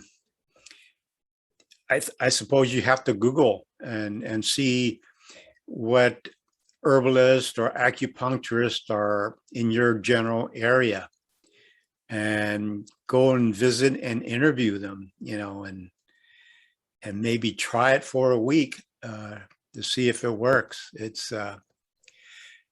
That's about all you can do at this point. Yeah, I don't think there's a clearinghouse like a Yelp, Right. and get information about the reputation of a particular practitioner. Right now, it's just by Calvin? word of mouth. Word of mouth is the best way right now. Yeah, unfortunately, that seems to be the way. I think that's true for even your regular Western doctors. You know, I went by word of mouth, and I'd like to add that my previous medical doctor, MD, she was practicing not only Western MD practice, but she also did the herb practice, you know, together, and she was doing it at the same time. I wish she were still practicing. Of course, she retired in 2000, so we're talking about over 21 years ago. But I only found her because I was looking for a new MD, and then I lucked out, and she actually prescribed herbal medication if I wanted it, and then she would explain it to me and tell me how to prepare it. And my only regret was she retired 21 years ago. Is there a connection between homeopathy and Chinese medicine? Could you say that again, please? Is there a connection between homeopathy and Chinese medicine? I suppose the connection in the homeopathy is also holistic, and they rely on organic herbs and so on. But I think they go beyond herbs as well. So I don't know much about homeopathy.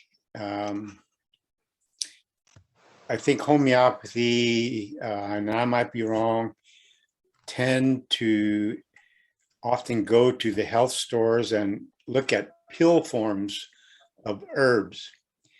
And from an herbalist point of view,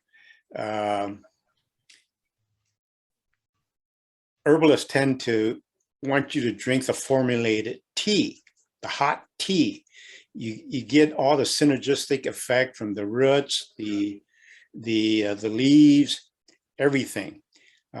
The theory is that it's not only the active compounds, but also the inactive portions of the plant that help holistically to work. But so I don't know how homeopathy works in terms of recommending whole herbs boiled in water over a certain amount of time, and whether the homeopathy actually has formulated herbs for individual case-by-case situations.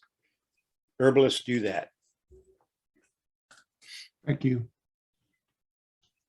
Hi, I'm Joe Chan. Thank you very much for all of your presentations. This has been very informative today.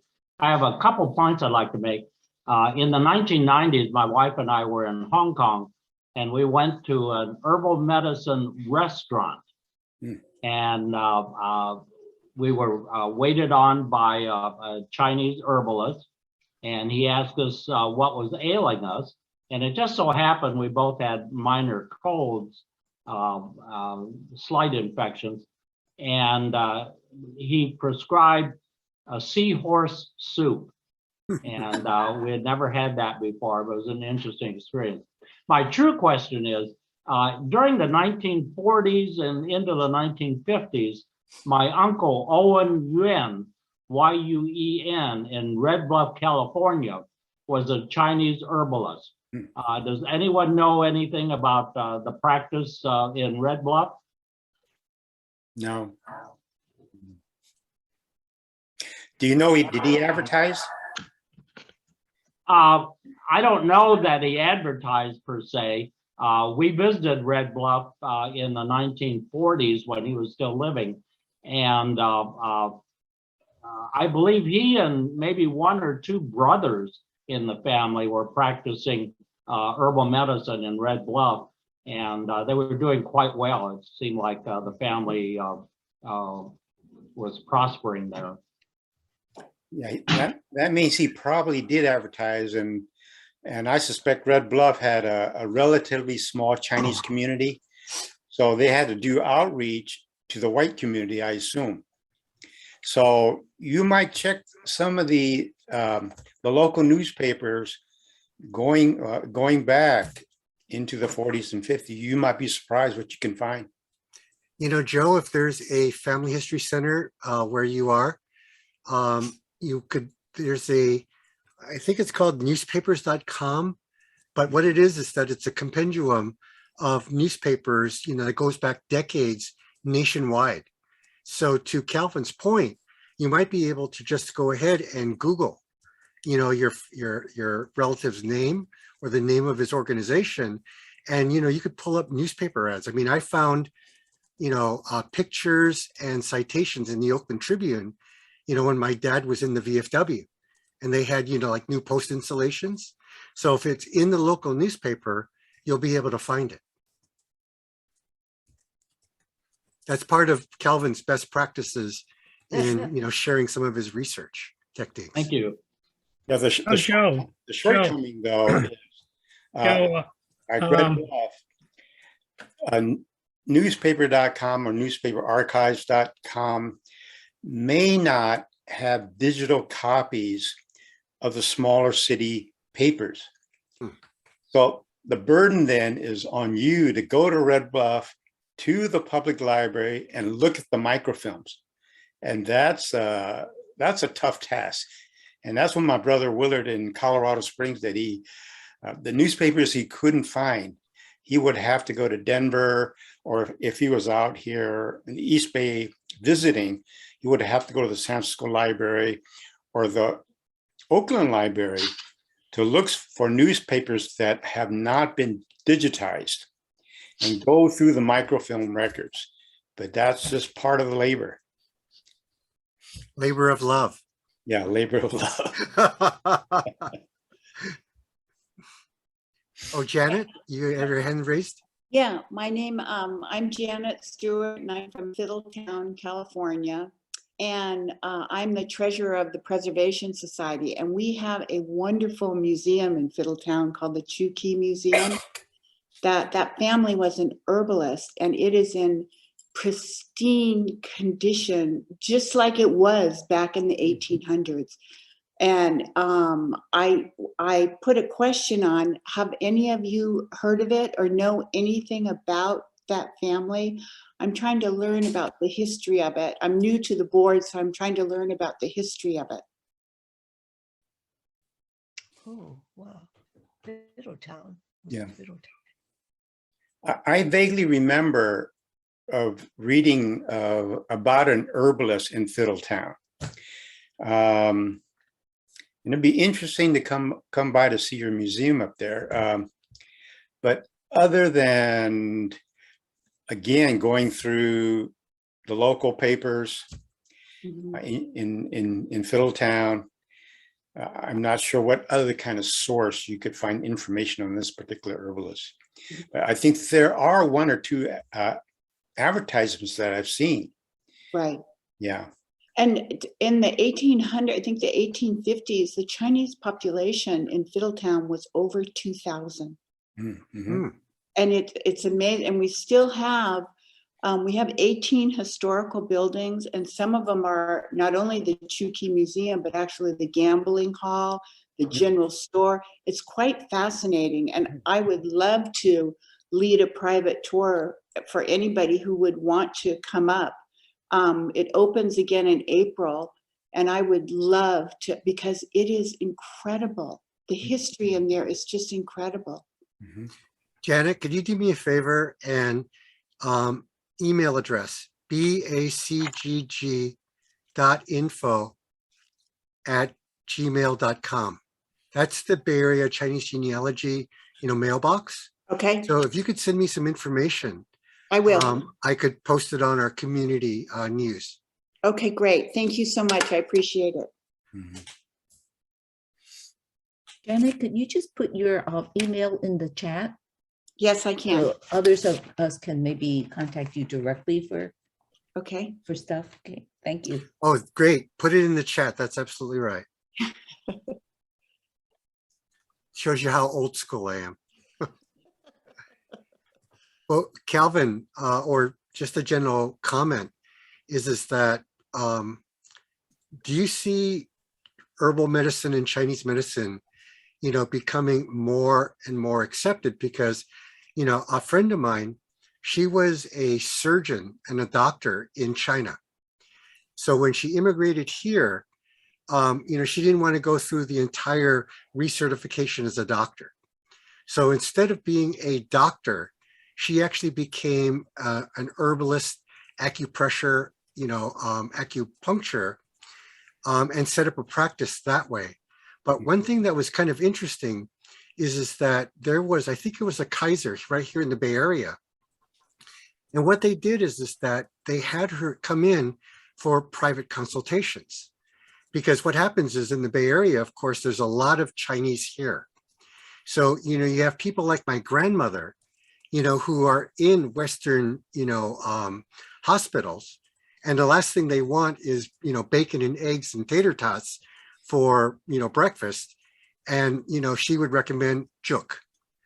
Or, they would have interaction, questions like, well, if I'm taking Tiger Balm for this, can I take this ointment, that my doctor prescribed?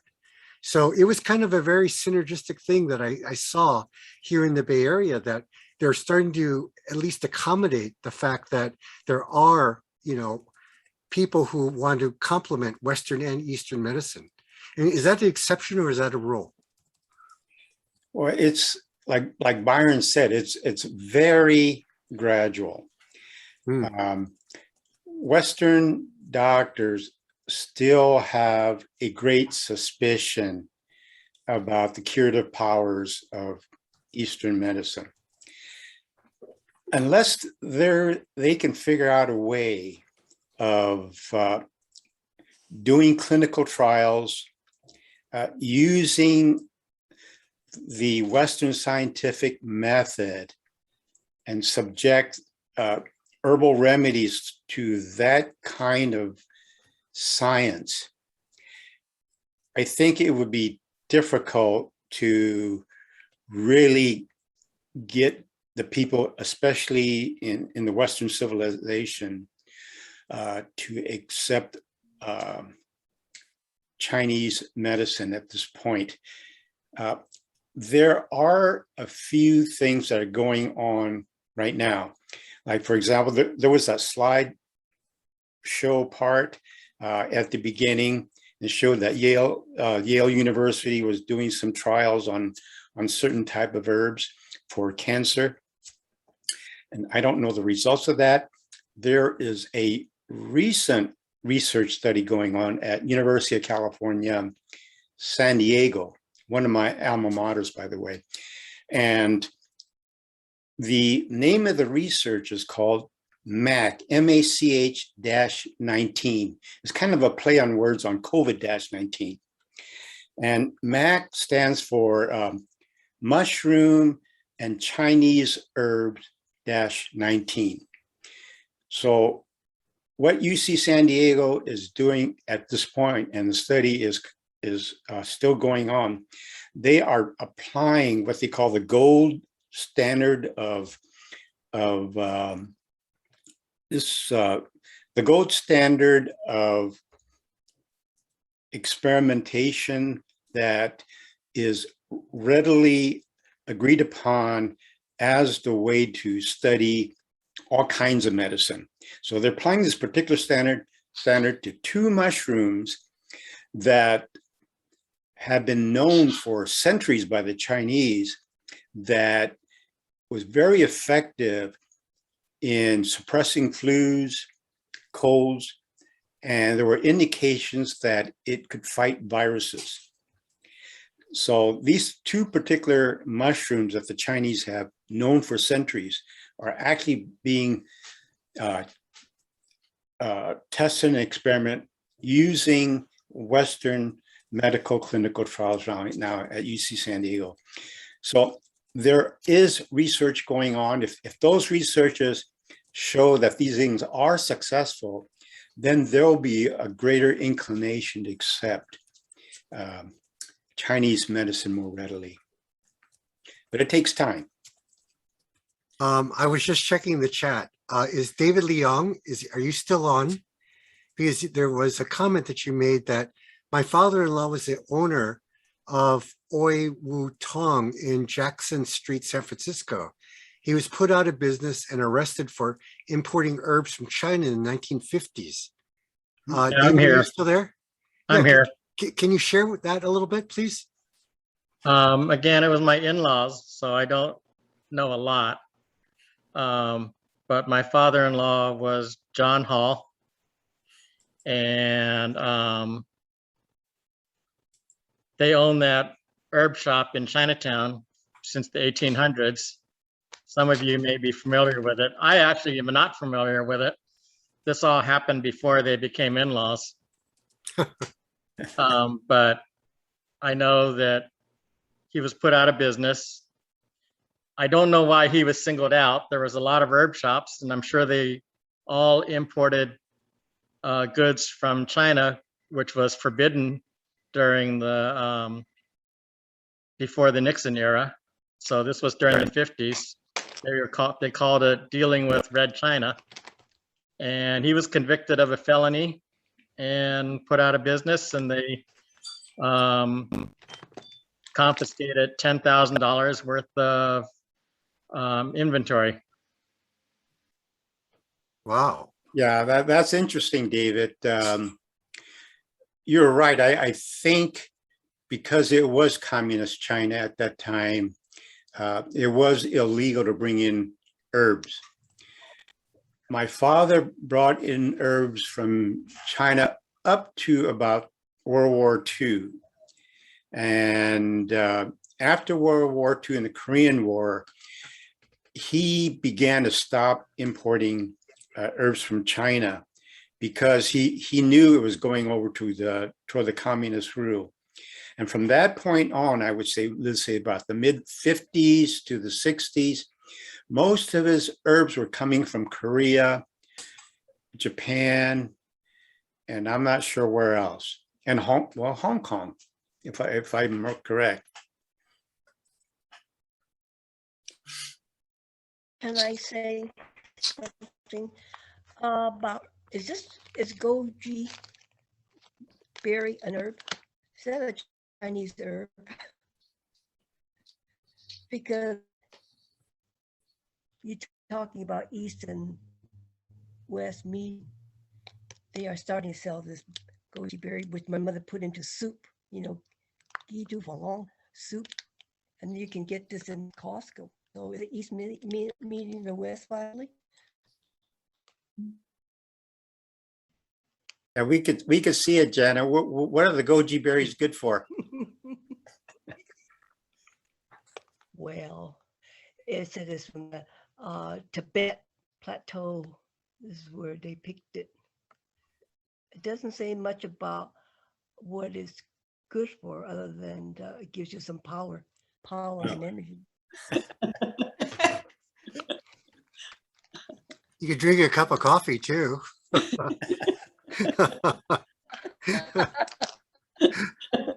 That usually gets me going. But goji berry is not really it's something new. So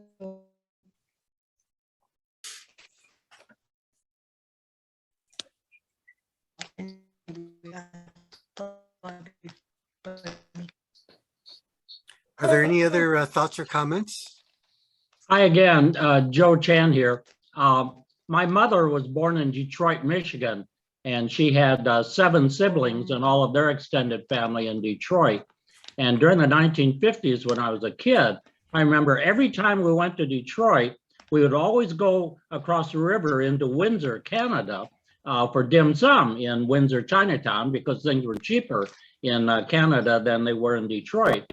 And every time we came back across the border, back into the US, I would sort of cringe because I knew that almost everyone in the family was bringing back drugs and herbs from communist China, which were legal in Canada, I guess. And I was so worried that the authorities were going to search all of our cars coming back into Detroit. we did. Did you ever get busted? Joe? Ever get what? Did you ever get busted? I mean, did you ever get pulled Oh, over? no. Oh, okay. But I do remember we all had passports or birth certificates to prove that we were US citizens coming back. Well, I do have one general question, and that is that, we're looking to plan for 2022. And, hopefully we're going to be able to get to going back to live meetings. And I see Richard and Mel on, and, we are not forgetting you, even though you're 3,000 miles away. So we still plan to do a live cast, but, we really love to have Nome Fan and Bak Gai. So we'll save some for you.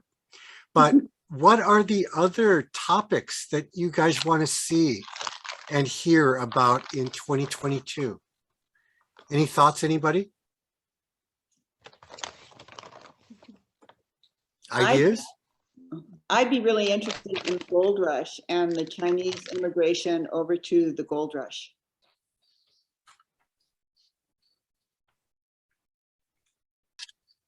Just a quick show of hands. I guess I can't see everybody's hands, but well, at least in my generation, and at least my parents, they come from, Guangdong, they went through Angel Island, and then they came to the Sacramento Delta through San Francisco. So my lineage doesn't go back to the gold rush, but, only up to like maybe 1910, 1920. Can anybody chime in, and how far back does your ancestry go back? Does it go back to the gold rush or even earlier? Can somebody chime in? Yes, my grandfather came over in the gold rush and he found some silver and took it back to Guangdong to his village and had it mounted on the above the door in their abode there. And of course, when the communists came through, they took everything. So there's no evidence that there was this silver nugget that he found. Well, as I mentioned in my presentation, when my father first came over in 1900, he initially stayed with his grandfather's cousin, who was a gold miner up in the Sierra. And I also mentioned that there's this big mystery of where I remember Daddy having those kinds of problems. his first herb store up in Santa Rosa. There's some suspicion perhaps his cousin, his grandfather's cousin gave him some money from the gold mine that to help support him while he was in California and before he went back to China. So that might be a certain amount of cash that my father inherited at that time to support him while he was in the United States and setting up a store in Santa Rosa. So, but that's a guess. Okay, I see a couple folks, they have lineage going back, to the gold rush and maybe even the railroads. I think I mentioned a little bit earlier, we'd like to be member driven, and that, we'd love to have speakers, come from our membership, because the whole idea is to socialize and to educate and share. So if any of you guys are interested in being a presenter or just being a part of a panel, and you have subject matter expertise in any given area, please, drop a chat note, and then we could follow up, because, I love to be able to come and draw from within before I go outside to look for speakers. Janet, one thing about the gold rush is that's the 1850s, 1860s, so it's pretty early. And if you look at our last webinar, I forgot the name of the historian who had presented a lot of information about the Chinese involvement in the Gold Rush era. So just go ahead and listen to the Chinese in California, the last webinar, and it's under resources on our website. Okay, thank you very much. I do have a thought that, we have been kind of entertaining, and that is about Japus, the ancestral lineage books. I've been able to contact a couple people that are subject matter experts in Japus. Is anybody interested in learning about how to read, how to acquire, what do you do with your Japu once you receive it? Is that a topic of interest to this group? Sure. Just throw a chat and just say interested or not interested, or any thoughts. Because the other question is that, of the 57 folks that are here, how many actually have your Japu?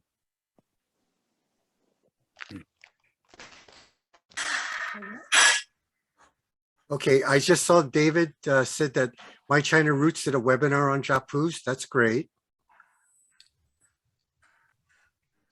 Interested, but I don't read Chinese. Well, neither do I. But, there are some techniques. I know that you can look at a Japu without even knowing how to read Chinese. One thing that was kind of interesting is that I went to Henry Tom's Chinese genealogy workshop, and they actually have several roundtables, by people who do read and speak Chinese. I believe Patrick Chu is going to be available, Tony King, Mel Thatcher, they actually are Japu specialists. And they do have roundtables at this conference where, they could at least, take a quick read in terms of, getting you started with your Japu. One thing that I thought that was kind of interesting that they just gave me a quick thumbnail was that when I looked at the Japu, I saw some lines that I didn't recognize. And I was wondering, how do these lines line up? And the aha moment was that there were two brothers. One brother ended up having like 3 sons, and the second brother had no sons. So I was very confused in terms of the lineage, because what happened is the first brother who had 3 sons actually gave a son to his brother. And in order to enable his brother to continue the Chinese lineage, the irony is that that second brother actually had a longer lineage than the brother that the son actually came from. So, you kind of get those little aha moments, when you look at your Japu. Lily. One thing I like to mention is that not everyone will have the Jukpu Japu. That's called the Holy Grail of Chinese genealogy. But then, even though we're far away, and because of COVID, we're even farther. We're only as far away as our keyboard and screen. So if you do need help in terms of your Jukpu Japu, just go ahead and ask any one of the members of the group, and we can go ahead and help you formulate your questions so that if later on you go to one of Henry Tom's conferences, you'll be several steps ahead. So we're willing to help, and everyone in our group has a lot of experience. Doug, thanks for chiming in. You actually have your Japu posted on BACGG. Can you talk a little bit about that in terms of, how you compiled it and, some of the methodology that you used in order to get that Japu created? Well, I guess there's a lot of stories, but I found my genealogy book in the town that I live, Modesto. And it was just interesting. It was just being able to network with members of my community, and it just so happened that they had the genealogy book of my father's mother. And so I was able to trace that. And of course, I went ahead and hired a researcher to get the genealogy book on my father's side. You hired that person in China to find it for you, or from here? Yes, yeah. So it was the nephew of Henry Tom. So again, you know, we have a lot of experience, and so we can talk about what people are charging, who to contact. There's lots of names because, you know, again, not everyone have their genealogy book, and again, like I said, owning the genealogy book is the holy grail of Chinese family history. You know, just as a sidebar, I mean, I had an opportunity to go to my grandfather's village, and we were able to locate the Jiapu. And from the Jiapu, I was able to go back 27 generations, you know, in my family. And from that, as a Chan, you know, there was a progenitor of all the Chans in Guangdong, but he had 7 sons. So I was able to find in my Jiapu that I was related to the 3rd son of the progenitor in Guangdong. So once I was able to go back to the 3rd son, I knew who his father was, and his father had his lineage going all the way back to Huangdi, over 2,000 years. So that was just kind of a aha moment that finding the Jiapu truly allows you to go back, you know, 10, 20, hundreds of generations. And that truly is the Holy Grail. I mean, it's kind of interesting. I go to the Family History Center, and somebody tells me, you know, that, you know, their relatives came off the Mayflower, and they smile and they say that very proudly. And I could actually say that my relatives go back 2,000 years before that. So that's one of the interesting things, of course, about Chinese genealogy, in that, you know, there is an ancestral lineage. I do see that from David, that he's interested in learning, and Dora is interested in but don't know where to start. So maybe part of that webinar or seminar, you know, starts to begin at the beginning. You know, what's the value of a Jiapu? You know, what are the steps in acquiring it? Once you acquire it, what do you do with it? I mean, what is the value? How do you get it translated? And then, you know, how does that fit into your, you know, genealogical records? So, I mean, those are just kind of my thinking out loud, that maybe we might be able to mature with this, you know, with Doug's help and the rest of the planning committee. I like to add my experience with it too, with my Jiapu. I have had ours since my father got it in the mid 60s or early 60s. And I have to tell you, when I went to China in 2019 and I asked for one, the latest, and the person kind of chewed me out and said, "Are you kidding? All of you people moved to the US, so you got to go back to the US and ask." And sure enough, I knew there was a newer version. Sure enough, I found out it's here in the US where it's being reproduced.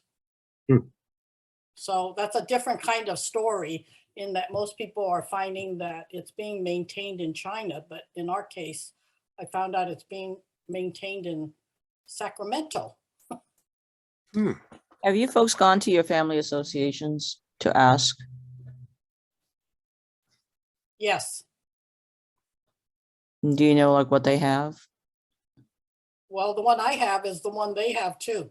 So what I don't know is, because there's different names, I didn't ask about all the different names. Well, just as a note is that pre-pandemic, I'm a Chan, so I actually created a Chan special interest group.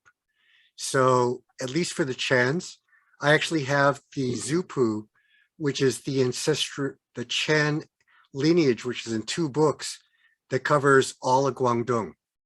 So, and then we've also had some presentations on Chan family history. So if there's any Chans out there that's interested in lineage, just ping me. And I know that Joe, didn't you create a 4-scroll lineage of your Chan family ancestry?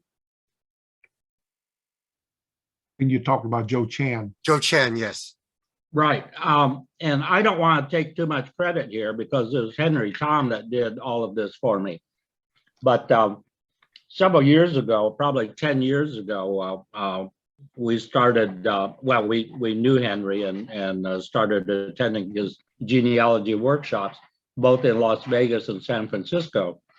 And Henry's going in argument with me was, if you can provide me with your Chinese name, your father's Chinese name, and your grandfather's Chinese name, as well as the Chinese name of your village, I will trace your family tree. And so, you know, finally, after several years of looking around at, you know, all the old things that my mom and dad had left me, I coughed up this information, and Henry sent it back to China to his researchers. And lo and behold, like Ron, I have my Chan family lineage going back to the first Emperor Wang Di. I am the 152nd generation of my branch of the Chan family. And Henry was able to put all of this information in Chinese and English on 4 scrolls that were made in Kuala Lumpur, I think.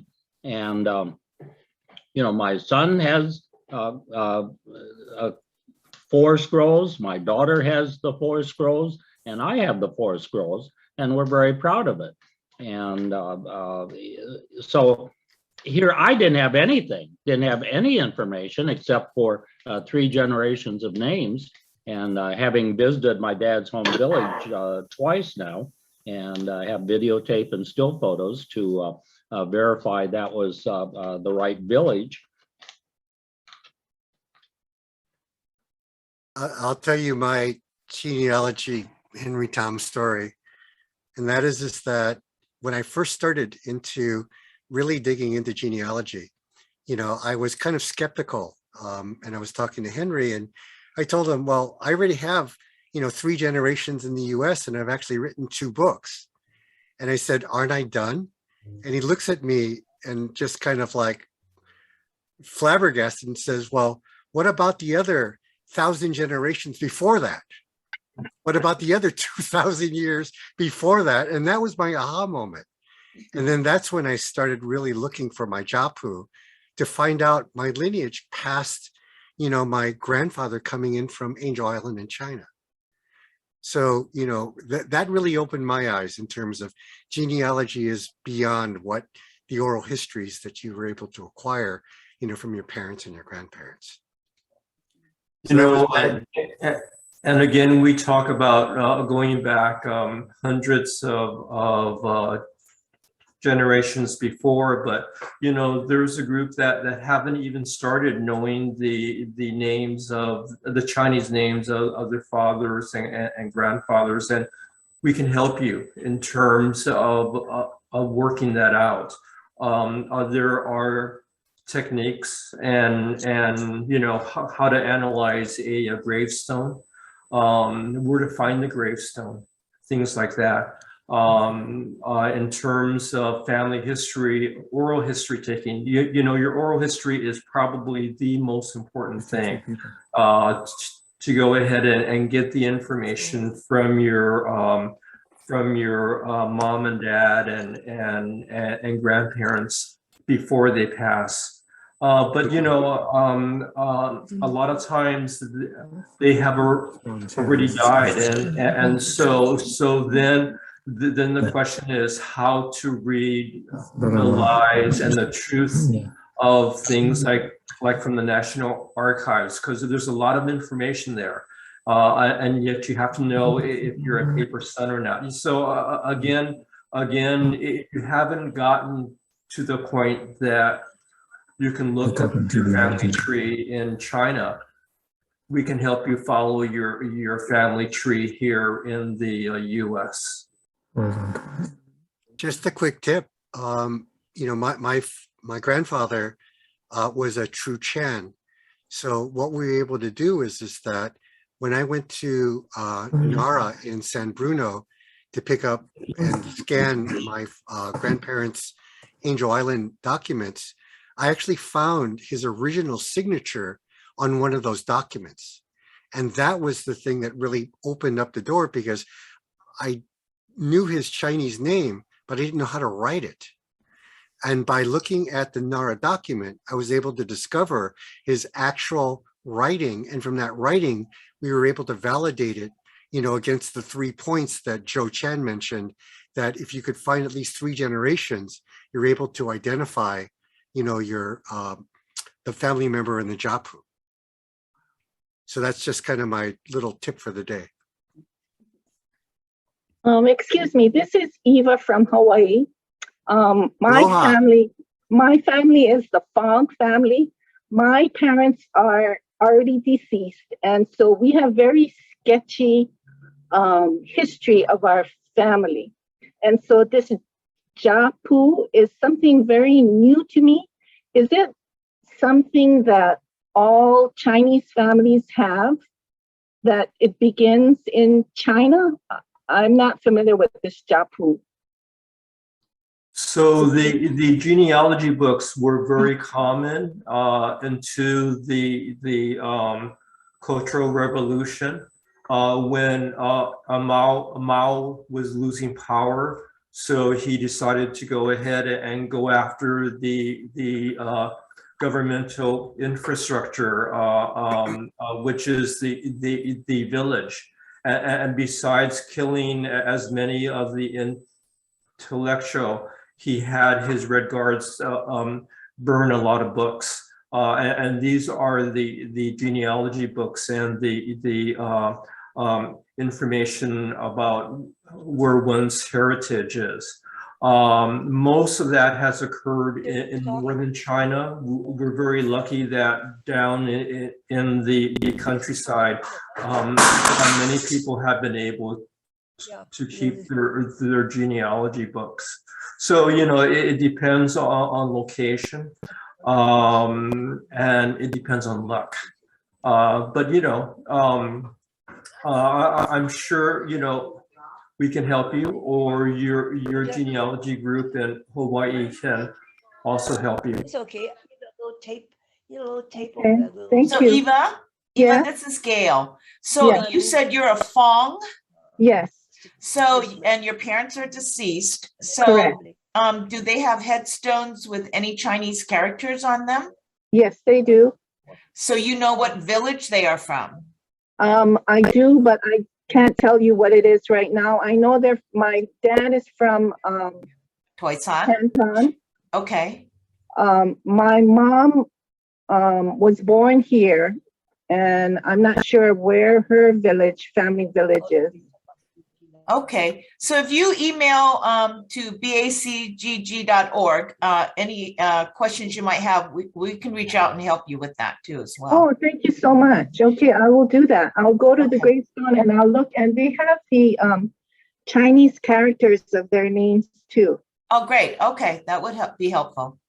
Thank you very much. Mm-hmm. To the earlier point, absolutely, the gravestone can be your Rosetta Stone. Unless it was, a paper son name and a village.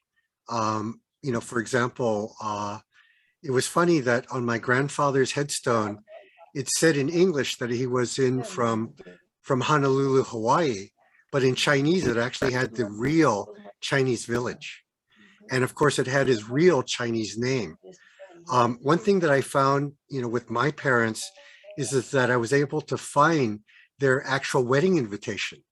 So with that wedding invitation, that was another aha moment where I was able to find their Chinese names as well as the Chinese names of their parents. So now with that wedding invitation, if you could find it, there you go. There's 2 generations right there, and you're the 3rd or 4th. Mm. The dead don't lie. Okay. And the reason why in Chinese it's important that they have the truth as to their true names and which village they're from, because ideally they want to have the bones repatriated back to China. One of our resources of Kelly Summers, she has a short video in terms of people digging up or people digging up the bones and bringing it back through Hong Kong back to Guangdong. And she talks about that, and it's very interesting. So again, go to our site and look up resources and look up her presentation. On the gravestones, it's very consistent that the Chinese is generally accurate with the name, and the real village. Right, because they want their bones back in their right village. Right, but sometimes but you'll also be able to tell if they have a paper name as well, because the English that they might put both. Then some of the English will show the paper name. Oh, really? You know, to the point of the importance of the bones burial, my grandmother told me that when her brother died here in the U.S., is that they had their bones shipped back to China. But what happens is that in the teens and the 20s, they were actually, the bones were hijacked and seized by pirates. And pirates ended up ransoming her brother's bones. Geez. And they had to pay the ransom in order for the pirates to release the bones for burial in China. That's how important it was. Wow. Wow. This is Dawn. My father came from Saki. And of course, when the communists took over, they moved the grave and nobody knows where things are. Is there a possibility to find genealogy that way?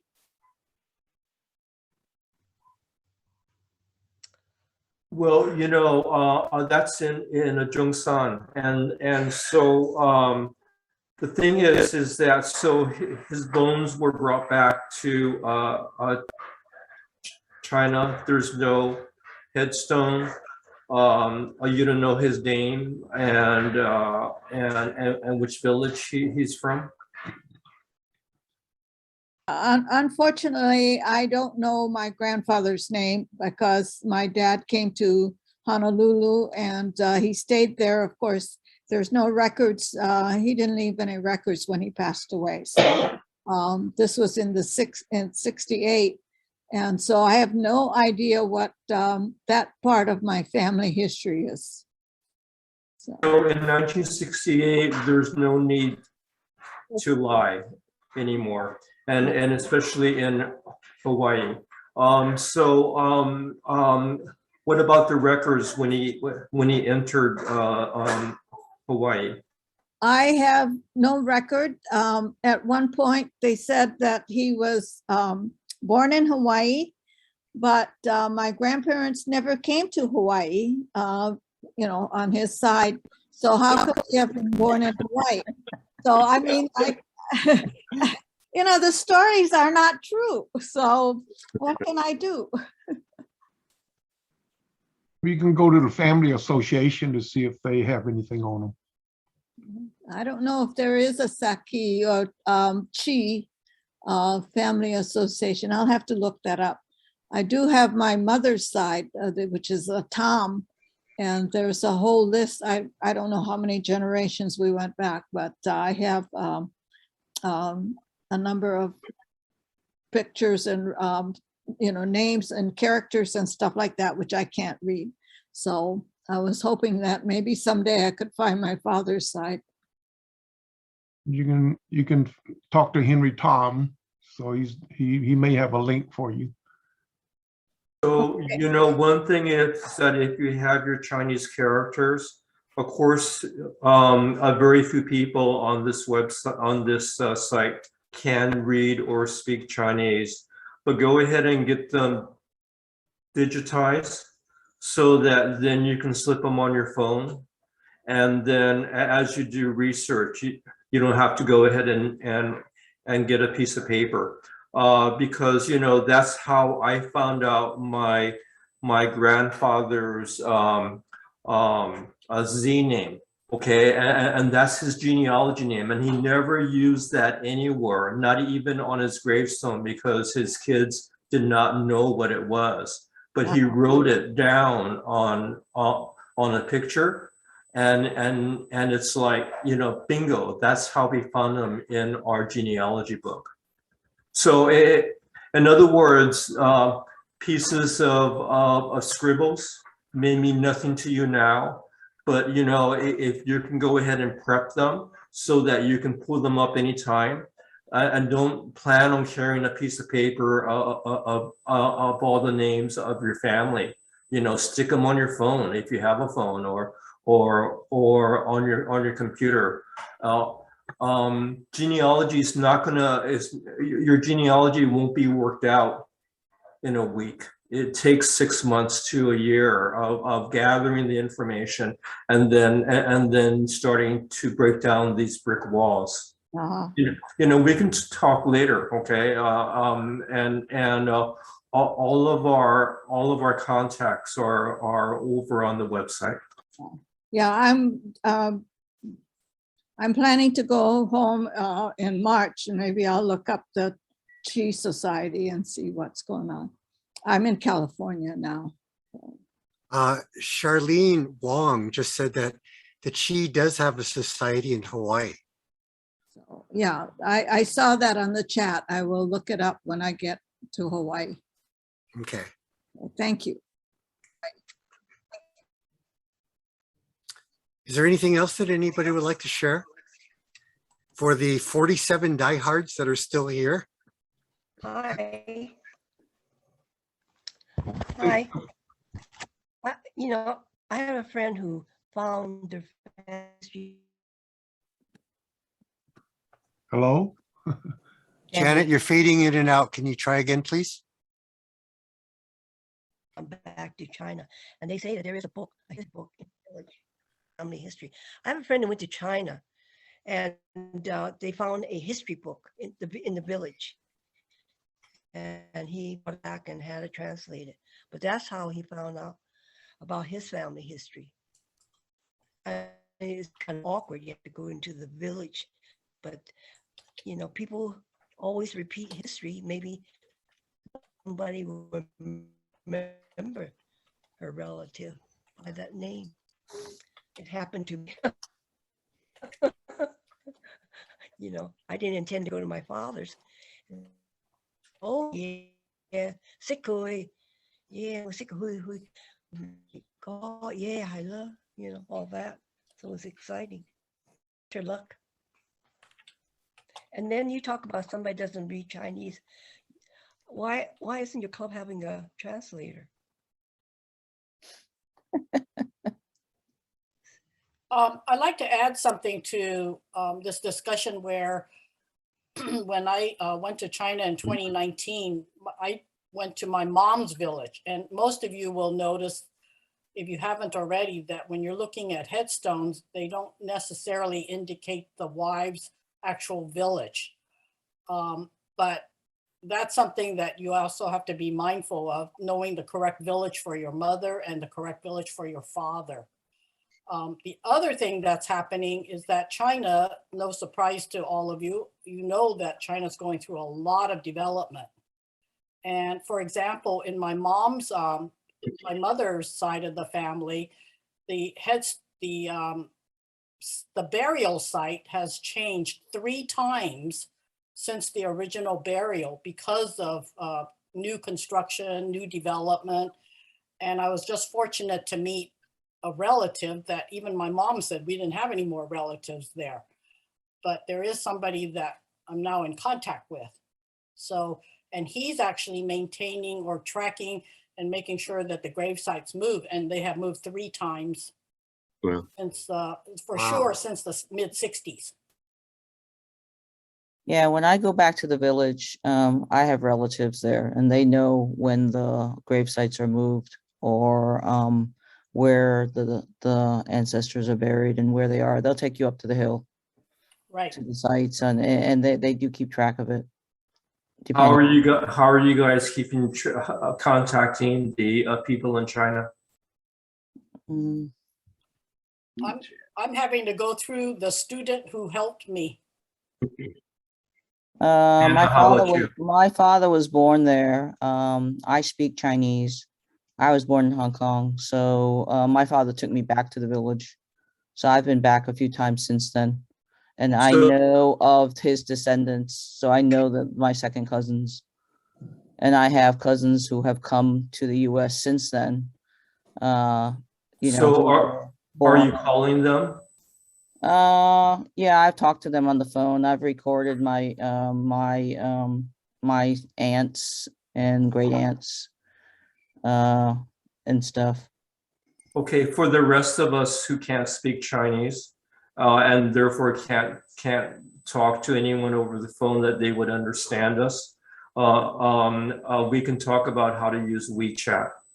Okay, and there's an automatic translation there, and then so once you make contact with somebody, get their WeChat user ID, and so that's how I contact and maintain contact with genealogists in China, and the genealogists in China know their stuff. Yes. Again, another technique. WeChat just recently changed their policy, and I'm not sure what their new policy is. It sounds like they want access to whatever photos that's on your phone or something. So I'm a little bit reluctant to renew my WeChat. Then get a burner phone, like a drug lord. Yeah. I use WeChat. This is Gail. I use WeChat almost every day to communicate with my cousins in China in 3 different villages, the Chins, the Quangs, and the Chongs in Zhongshan. And I used a translation on Google. Doesn't always work too well, but I've kept in contact with 3 on the Quang side, who I found out later were on my family tree after we translated the genealogy book. And then on the Chin side, I have people that actually live next door to my grandparents' house who visit the village often. So I stay connected with them. And then I have my father's side, which is in Zhongshan, which is the largest group. And they still live in the homes that my grandfather and his brother had built back then. But of course, they remodeled it to how they usually remodel things back there. But I stay in contact with them daily. Yeah, it's great. So, Gail, did you get a pop-up? Gail, did you get a pop-up from WeChat? Yeah, I did. Asking you to agree Yes. to their new policy or whatever? Yes, and I accepted it too, because I don't have anything really that I'm worried about. They know more about me than I know about myself, probably. I was more afraid of them want access to whatever photos you have on your phone, you know? Oh, yeah. Again, most of us are illiterate in Chinese. So Gail has been using the Google Translate, but WeChat has their own translation program, which is from Baidu. So you have multiple methods of figuring out what they're actually trying to say. And again, these are techniques that genealogists use. Should there be some concerns about WeChat though, besides the things that Raymond brought up? As much as Facebook and Google and Yahoo. Siri and everything else, yeah. This is a little bit different. This is the Chinese government. I don't know. That could be up for debate, but Just a quick switch in topic. Anna, since you're on, and thank you for hanging in there. Aren't you involved with a tombstone? What do you call it? Cemetery group. Cemetery group. Yeah. Can you tell us a little bit about that? Because I know that some folks were interested in, trying to find their genealogical information through the headstone. And I know that you've been doing something very important in that area. So we've been working with a group, and Gail's part of that group as well. Gail and Jeannie. We've been working with a group where we've been going to Chinese cemeteries. We started off largely in the Bay Area, but a lot of the Chinese cemeteries, we are trying to expand to California as well as across the country and photograph all the headstones so that we can basically try to put this into a database and have these things be translated and then searchable.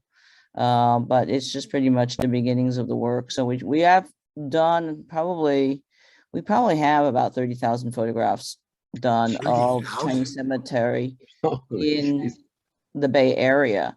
And we have the entire database for the Ningyong in San Francisco, which includes the old Ningyong Cemetery and the new Ningyong Cemetery. And then we are going to continue with the rest of the cemeteries in San Francisco. In the Bay Area anyway. And so that's trying to, put this into a database, but it's still a work in progress. Say, Anna, is the end game to get into, is it graves.com or gravesite.com? We're looking at who will be what third party to potentially work with. Okay. And to see how this database will be used. Most of like the find the graves and things, they don't do Chinese. So they don't do the Chinese translation part, and so they don't do that that part of it. Anna, there's a group that currently going through and photographing the World War II Chinese veterans gravesite for their database. And I don't know if you're connected with them or not. I'm not aware of that. And maybe you should, or if you know about them, to connect us what they're going to be doing with their data. They may be photographing it, but then they don't have a way to display it or make it into a search engine or something. I think they are. The end point is to make it a searchable type of a database so people can find their veterans if they're just going by one site, because the U.S. military don't have that kind of stuff where you can search. Yeah, but see, a lot of the veterans also have military headstones. So military headstones may not also be necessarily in a Chinese cemetery. So we are specifically focusing on Chinese cemeteries. So I'm wondering, I'm trying to understand when you're saying the Chinese military headstones, are they actually going through the military cemeteries and just looking for Chinese veterans? Yes. And then so that the data is in English. Yes, that's what they're doing. They came here, they came to Hawaii, and the intention is go through all the cemeteries, whether it is, specific Chinese or mixed, to find any Chinese who might be in the era of World War II. So then how will they're basically searching American names, right? How can they guarantee or, the ancestry of the person? Well, I think the era they're looking for is World War II. So if they fall within the era where they might have served, they would go ahead and do further research on that. Okay. I mean, I think you can, majority of times you can find the names because of the commonality of spelling, but then there are so many variations, right, of people's names that they may not be detectable that it is necessarily a Chinese person of Chinese ancestry. Right. That's when they have to go back to the drawing board and see what research they can find on that particular person. Couldn't they use the military database? What is it that what is it? Fold 3 to search the military database and then through that be able to find the cemetery and the headstone? I would think that's already pretty. Yeah, you would think so, but the military don't have it that way. Oh. Okay, because I would think that the military's database would be fairly, extensive and thus should be easily searchable already. And I would think that the military cemeteries are easily indexed.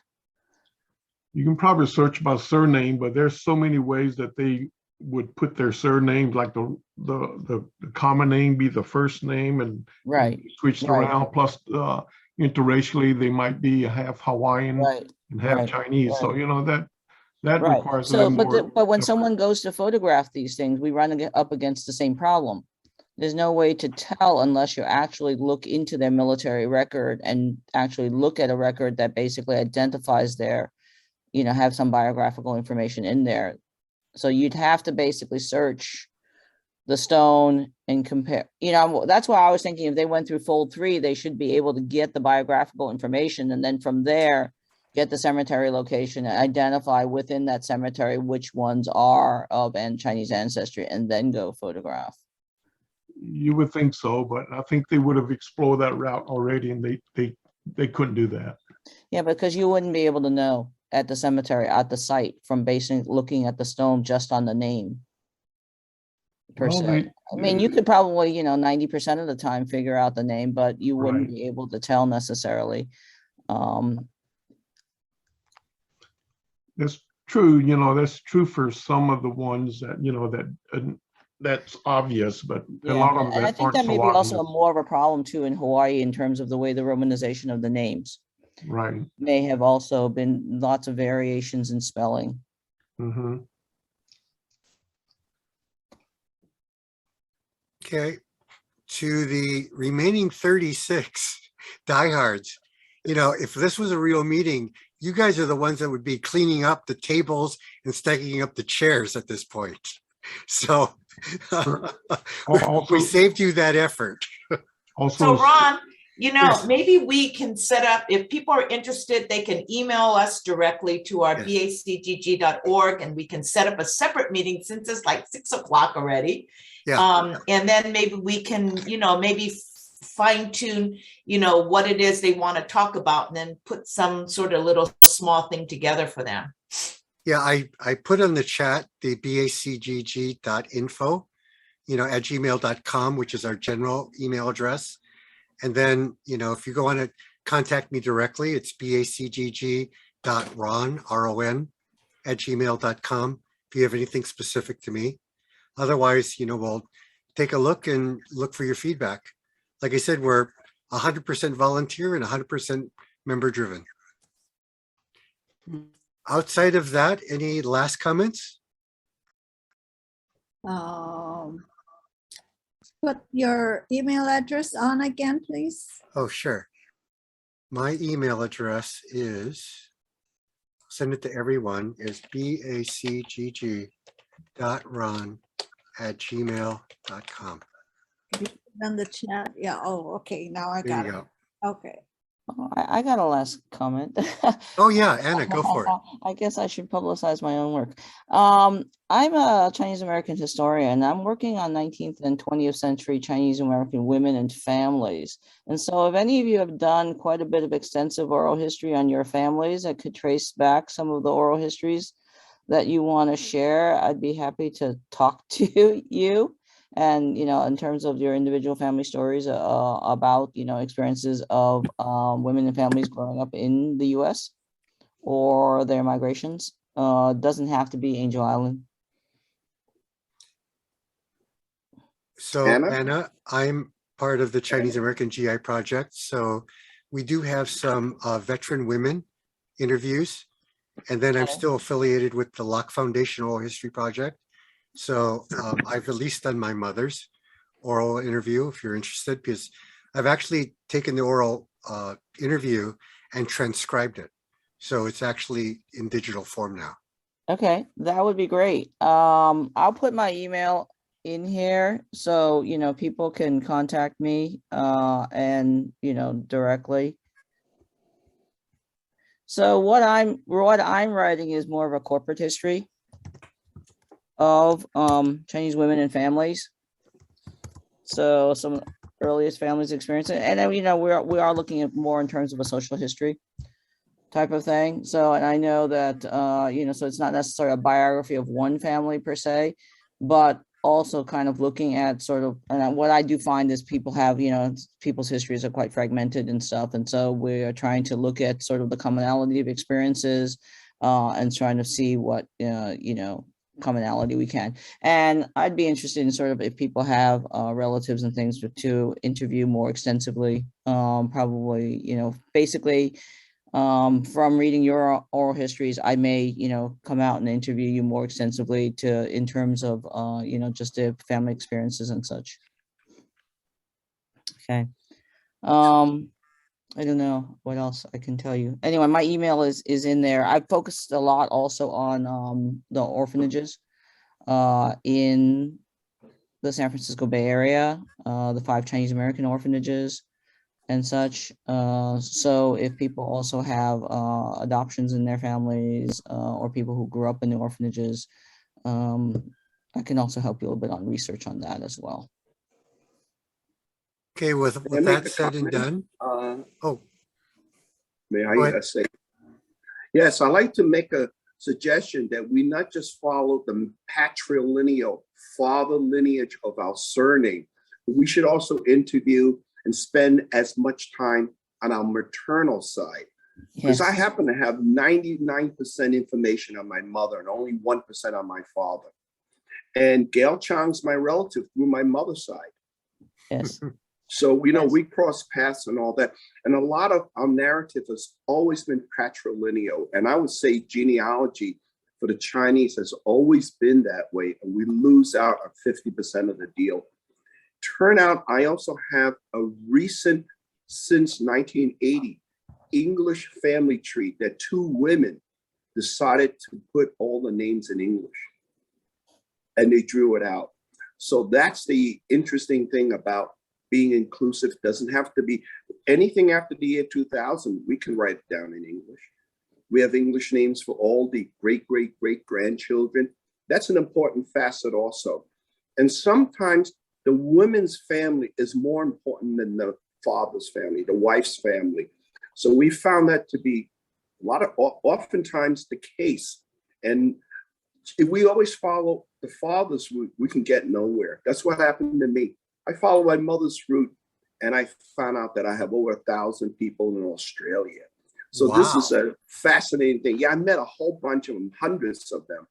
And looking at the Japu and looking at stuff, we're able to cross paths matrilineally for me. That's how Gail Chong, Lisa Lee, they're all related to me. We go up the thing. And Mel, through her father, is related to David Lay. So this is how this thing is all interconnected, rather than saying that we're fragmented, only the Lee Family Association.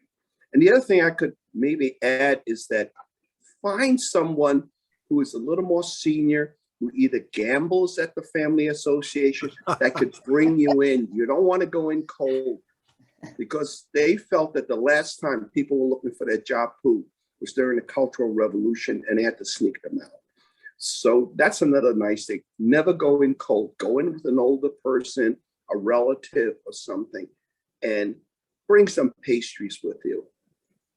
I do find in my research that when I interview the women carry a lot more of the oral histories.